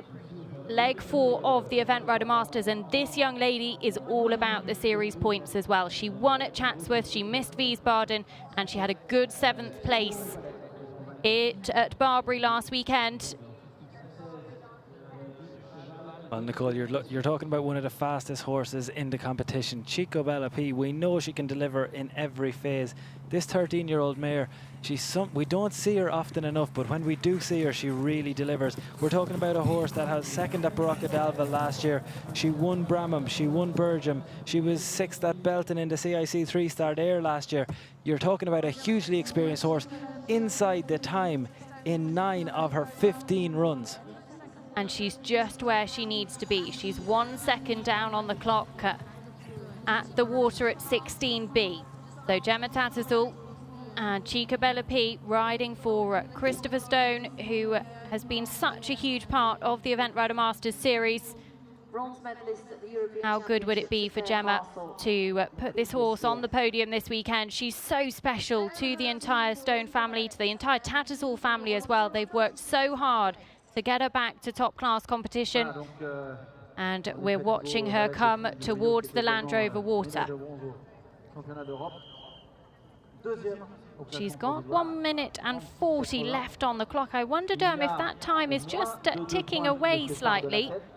Well, the key thing is that we've got that. I think the key thing for Gemma was to have Chico Bella run here in Jardy. They have had some time off. The time could be a little. They could be a little bit down on that time, but I think from her conversation in the studio with us earlier, she isn't going to be pushing too hard. But looking at the screen, she's a very competitive lady. She certainly is. King de Brio and Thibaut Villette, they were 2nd at Chatsworth last year. That's the only Event Rider Masters leg that they have running. They're looking for a home win here on French soil. And he rode his luck very there. I don't think he had a stride, and that's got to knock the stuffing out of him slightly. Well, it's also going to take up some valuable time. A break like that, it can sometimes give the horse a fright, but it can also, more importantly, just take away those valuable time penalties. They're still, if they're unbalanced, they've stayed on, they're still in the competition. Now it's going to be a question of what that does to their time penalties. Back to Chico Bella P. Well, Gemma's clock has just actually snuck away from her slightly. She's going to be pushing it. And she just pushes through that final combination. She's 18 seconds to get home. 38.3. She can afford to be 1 second over, remember. This is going to be extremely close. The horse hasn't run internationally since Blenheim last year in the series finale of the Event Rider Masters, and the time is ticking. It is about to turn red, the clock. How far over will she be? She's going to be a couple of seconds over. That is going to cost her the lead. 5 seconds for Gemma Tattersall and Chica Bella P. but still an incredible result for her. She finishes on a score of 40.3. Anywhere else, that would be more than enough to win. It pushes her down to 5th. Of course, Gemma will be disappointed, but when I think she steps back for a moment, the whole team have put so much into getting Chico Bella here. A clear round, a wonderful in all 3 phases. For that mare to be back and to deliver that performance, I think they can all be so proud. Back to King de Brio. Well, King de Brio, Thibaut Villette, after that really hairy moment at the Land Rover Water, he's okay and just about on his time as he goes clear of the Trakehner. Oliver Townend enjoyed the top spot, but Karim Leguag, it's his opportunity to enjoy it because he has secured himself a podium finish here in leg 4 of the Event Rider Masters. There will be a Frenchman on the podium. The question is, will there be 2? I think the King de Brio time is one that we're going to have to track very carefully through this. Well, they did pick up 20 penalties at Badminton. There was time penalties that day, but our leader, Nicole, is on course, and this is the moment we've all been waiting for. Michael Young, the treble European champion, the double world champion. He completed the Olympics in London on his dressage score. Had never been done before. He did the same at Rio. What can we say about Michael Young? He's here. He's on a young horse, Star Connection. He's in the lead. And he has a Wilbury Wonder pony strapped to his back in memory of the great Hannah Francis, who so very sadly passed away last year. But Thibaut Villette and King de Brio coming to the Land Rover Water, and he is down on the clock. He can afford to be 5 seconds over. He's going to have to, he's unfortunately rode his luck at the angled brushes in the water, and that ends his Event Rider Masters challenge here at leg 4 in Jardy. So that means, will it be a French winner on home soil, or will it be the first German winner of an Event Rider Masters leg that we have seen? Well, the French have won 4 of the last 6 outings here at Jardy. They've won 3 Event Rider Master legs from 21 runs. They're so proficient in the Event Rider Masters. We haven't yet had a German winner. Star Connection, the young horse, and the world's best rider at the moment. They're putting up the German challenge. Well, just showing a little bit of inexperience at the jump into the Land Rover Water at 6A, but no better man on board, as you've said. Mickey Young making his Event Rider Masters debut. Can he make it a winning one? Well, the interesting one with Michael and how he usually treats his horses, they're all as part of a plan. Star Connection has picked up time penalties in the past, in their very recent past. They will not be he will not push Star Connection if it's not part of his plan. However, on how this has ridden today, you can expect that Michael, in a good rhythm with a good horse, and don't forget how highly a lot of our guests have talked about Star Connection all the way through. I would expect he's going to get into that good rhythm. We saw it earlier with a number of horses, but Campino springs to mind, and even Alex Huatien and Don Janeiro spring to mind. A good rhythm can help you get the time here. So Mickey Young and Star Connection, they can afford to be 7 seconds over to go ahead of Entebbe de Us and Karim Florent Leguag. That would give them 2.8 time penalties. 3.2 penalties is actually what they are ahead of Karim Leguag. But he's heading back on himself now. A nice inviting fence before he goes to one of those real accuracy questions out on course. 38.9, that is our current leader. Karim Leguag has secured himself a podium finish, as has Oliver Townend. I think that's the key one for me. Oliver Townend is on the podium. He's got 4 legs left. He'll have 3 legs left after today. But this is how he did it last year. A late run from Oliver Townend. We're potentially going to see the same. He's on the podium, but how high up on the podium? Will he take second place? Well, we're going to be able to get a clock check on Mickey Young in just a second, because Star Connection is coming to the water. He needs to be jumping the second of these waters in 2 minutes and 23 seconds. That's the second element. He is down on the clock. The question will be how far down on the clock. Well, I'm not surprised that the time penalties are coming in. At Wiesbaden, he had 9.6 time penalties in the CIC 3-star. At Le Moulin, he was clear inside the time, but so were lots of others in the 3-star at Le Moulin. He hasn't too much experience at this level, and as I said, Michael Young and how he brings his horses through, we've seen it time and time and time again. He will not push until he feels the horse is ready. Star Connection, with only 2 runs at this level, is likely to have another plan. He's likely to have a long-term plan, but look, the pace is picking up, Nicole. He could do this yet. 9.6 time penalties at Wiesbaden. He has time penalties all across his 2-star record. Are time penalties going to cost the Germans their first ERM win? Well, he's coming to the Land Rover Water. We're going to be able to watch him all the way home now. This is exciting. This is the reverse order cross country in the Event Rider Masters, and he is down on the clock, but it is a question of how far down. He's going for it in the water. Sneaks in an extra stride. He's at 1 minute and 16 to get home as he comes round to this final corner, which he takes very well. He's very close to the Chico Bella time here. They're very closely linked, and Chico Bella did come in with, it was about 3 seconds over, Nicole, for Chico Bella. So Mickey Young can afford to be 7 seconds over the time and go ahead of Karim Le Guarc. 7 seconds should and could be enough as he comes to here. Let's do a clock check. 6 seconds over at the moment, so he's there or thereabouts. If he can just keep this rhythm going, if he can push towards home, we could be about to see our first German winner of an Event Rider Masters leg. Well, we've had 4 British wins. We've had 3 French wins. We've never had a German win. Nicole, I think this time is going to be tight. Well, the podium as it stands, France and Tebby de Hoos. Coolie Masterclass for Oliver Townend, Great Britain in second. Chico Bella P, Gemma Tattersall in third. But Mickey Young has 14 seconds to get home. He has 7 seconds in hand, so 17 seconds in total to still take the lead here. Can he win his debut Event Rider Masters leg? 7 seconds in hand. He's going to need them all as he comes to the last 3. And he is going to do it. It's nip and tuck. Oh, 38.5. 38.9 is Karim Le Guarc. I think he used every single one of those seconds. But Mickey Young, the first German winner of an Event Rider Masters leg, that was a masterclass. A masterclass, Nicole, the first German winner, but we boiled it down to hundredths of a second. He is going to be so relieved at that. And Star Connection, Michael Young has taken over from Karim Le Guarc. He's done it. Michael Young adds an Event Rider Masters win to a very, very long list of successes, but God, it was close.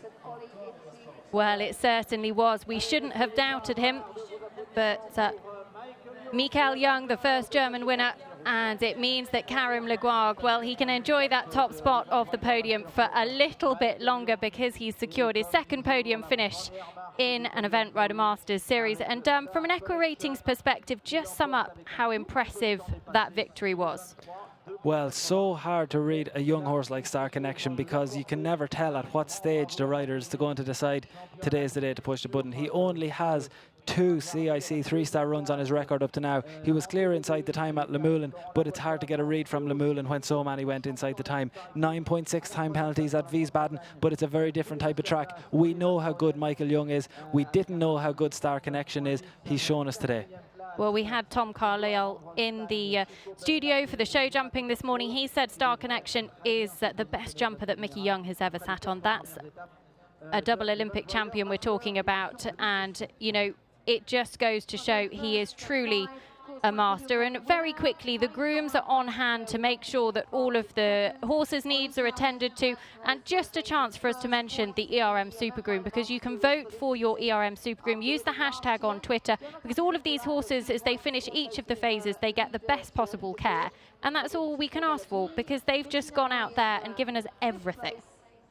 I think we've seen it time and time again with so many teams. As you walk around such a fabulous venue like Jardy and you get closer to the stables and you see the amount of people around each horse and what goes into getting a horse here, from travelling from home, getting a horse onto the lorry, all the team at home in the stables. often family driven to begin with, and sometimes you'll have girls and boys who'll come in and help around the yard. To get a horse here takes a huge amount. The fans and the crowds will only ever see them in a dressage arena, but all the work that goes in behind the scenes, it's a huge task. And while we're all finishing up and all the excitement is here, they'll be there washing horses off and getting them back ready for long journeys home on ferries. So so much respect for the entire team that goes into getting an event horse into the ring. And huge amount of credit for them, but also those horses are part of the family, aren't they? Absolutely, yeah. And I mean, an event horse, yeah, I mean, what can I say, Nicole? They're normally treated better than most children in any family, and everything gets put on hold for them. And I think that's why both the owner's prize, the owners who also put so much into it, and the groom's prize, it's a welcome part of the Event Rider Masters that interest is shown, and also the respect is there to be able to give them the recognition that everyone deserves, because the riders get it and the horses get it. They certainly do. And, you know, Mickey Young, his first Event Rider Masters leg, he's taken the win. But we can't forget the fact that we've got a Frenchman on the podium. And the French have been so incredible in the Event Rider Masters series. They're specialists, Nicole. The French, they don't run too often. And we see this around the world. This is the same, and this is something to look out for at the Europeans this summer. They don't run too often, but when they do, they run to win. And they're in terms of podiums, they've now got 8 podiums, and they've less than 30 runs. To compare that to the UK, from a win point of view, 4 wins from the UK, 3 wins from France. Now we add 1 from Germany, but the difference in runs, over 150 runs from the UK, less than 30 from France. So their efficiency at the Event Rider Master Series, they're very much specialists.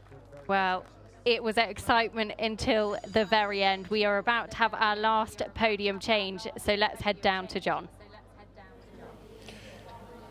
Absolutely, what a fascinating competition. It came right down, as we always say, to that last horse going through the finish flags. Would he be 7 seconds? Would he be 8 seconds over? But Oliver Townend, you have finished in 3rd. You've got the points you need this year to try and reclaim the title you won in the inaugural year of the Masters. Tell us about your weekend here at Jardy. So far, so good. We've got another 3-star horse to run, so we're not finished yet. But the Event Rider Masters Series is just, for me, the biggest step forwards the eventing's ever had, and it's just, you know, huge thanks to the people involved, because it certainly changed my life for the better last year. And tell us about the course today. And actually, the 2 courses, because show jumping was really influential, and then the cross country, we ended up with more inside the time than we thought, but there was a lot of work to do. I thought the show jumping was the perfect balance. I think this is the top of our one-day sport, so it really needs to be that tough. It needs to be big and up to height. It needs to be a tight time. It needs to be influential. Cross country actually rode a lot better than I thought it would. The time was slightly disappointingly slack, lenient, but at the same time, it suited my horse down to the ground because it's his first run back for a while. So we hopefully have tightened him up and got him a bit fitter for next time out. Hopefully one of our Masters riders has a master horse to go forward. Also then in 2nd place, Karim Florent, 1 second. 1 second. Michael. Pour l'audience ici en France, un petit peu en français. Merci. Donc je suis vraiment très heureux. C'est la 2e fois que je participe à l'Event Rider Master. Je dis encore que Chris et toutes les personnes ont fait des choses extraordinaires. Ici, ça a encore permis d'améliorer le terrain de Jardy encore mieux qu'avant. Et je suis très heureux, je suis très fier de mon cheval. Et j'espère que la prochaine fois, je pourrai battre Michael Young. Karim, very happy with this horse, very thankful to everyone here at Jardy, very thankful, of course, to Chris and Lisa Stone and everyone at the Event Rider Masters as well. Well, it is time now for our final live podium changeover. And as we heard from Karim, it is the man who has beaten the Frenchman into 2nd place, Mickey Young, Star Connection, our winner.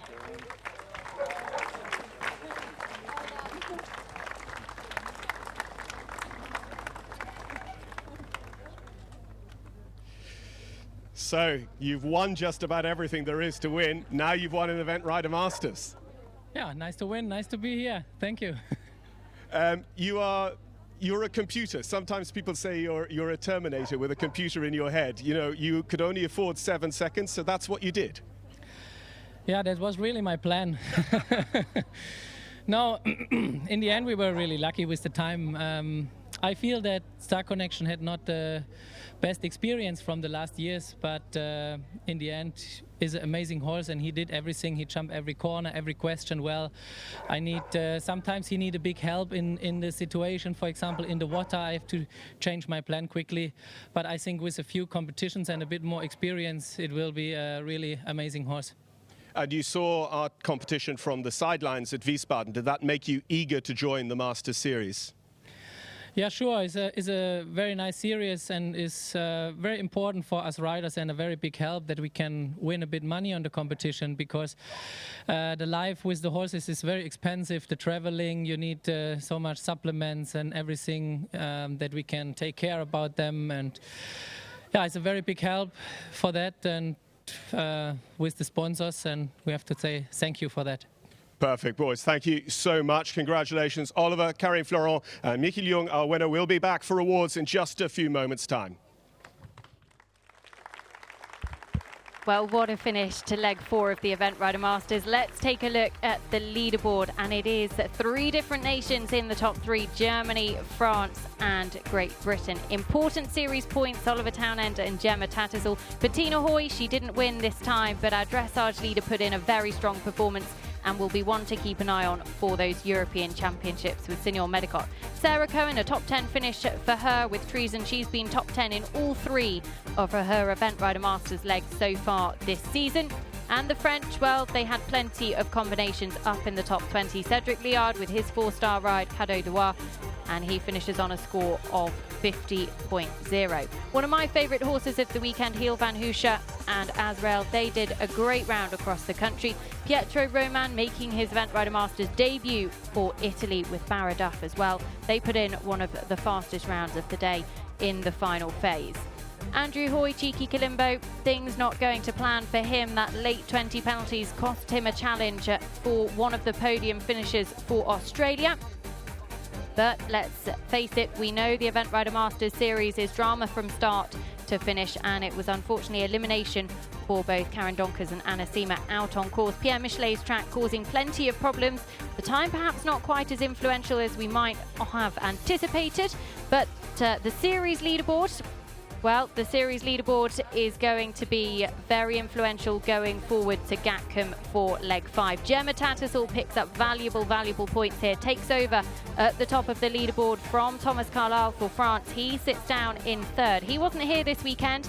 Sarah Cohen, also very good series points for her, 69 points. And last year's winner, Oliver Townend, well, he puts points on the board this weekend. So Mark Todd, well, he climbs up the series leaderboard to 6th as well with 45 points. But that is the series. That is how things stand after leg 4 of the Event Rider Masters, and we're now ready for the final prize giving. What a day it has been.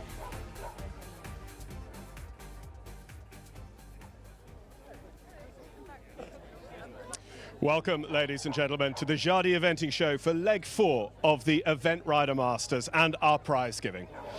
We call upon Chris Stone, the Chief Executive Officer of Event Rider Masters, who will present to our 3rd place finisher today. And it is with Coolie Master class Oliver Townend for Great Britain. Coolie Master class owned by Angela Hislop, and for 3rd place here, prize money of £8,000 and a magnum of Paul Roger champagne. Lisa Stone, chairman of the Event Rider Masters, will now present our runner-up today, and it is for France, Entebbe de Hus, Karim Florent Lacroix. Madame Agnes Sellerier, Monsieur Michel Duros' horse. Entebbe de Hus has been a tremendous servant for Karim Florent. £12,000 and a magnum of Paul Roger for Karim Florent. And we're delighted to welcome Emmanuel Feltes, vice-président de la Fédération Française d'Équitation and director of Jardy, who will present our winner here. And it is, with Star Connection for Germany, the Olympic champion, Michael Jung. Star Connection owned by Mikkel's parents, Brigitte and Joachim Jung and Jana de Bescher. And it is that £16,000 and all important, of course, also magnum of Paul Roger champagne. The owners of each of our horses in the legs receive a special prize as well, the Event Horse Owners Association trophy and a 2-night stay at the Monnet Hotel in Ireland, compliments of the Monnet Elite Event Horse Sale. And this will be presented to the rider, Mickey Young, by Bill Levitt, Monnet Sale Selector, on behalf of the Event Horse Owners Association and the Monnet Sale. Well, with our result today here at leg 4, let's have a quick look at the series leaderboard. At this point in the series, we're just over halfway through the 2017 second series of Event Rider Masters.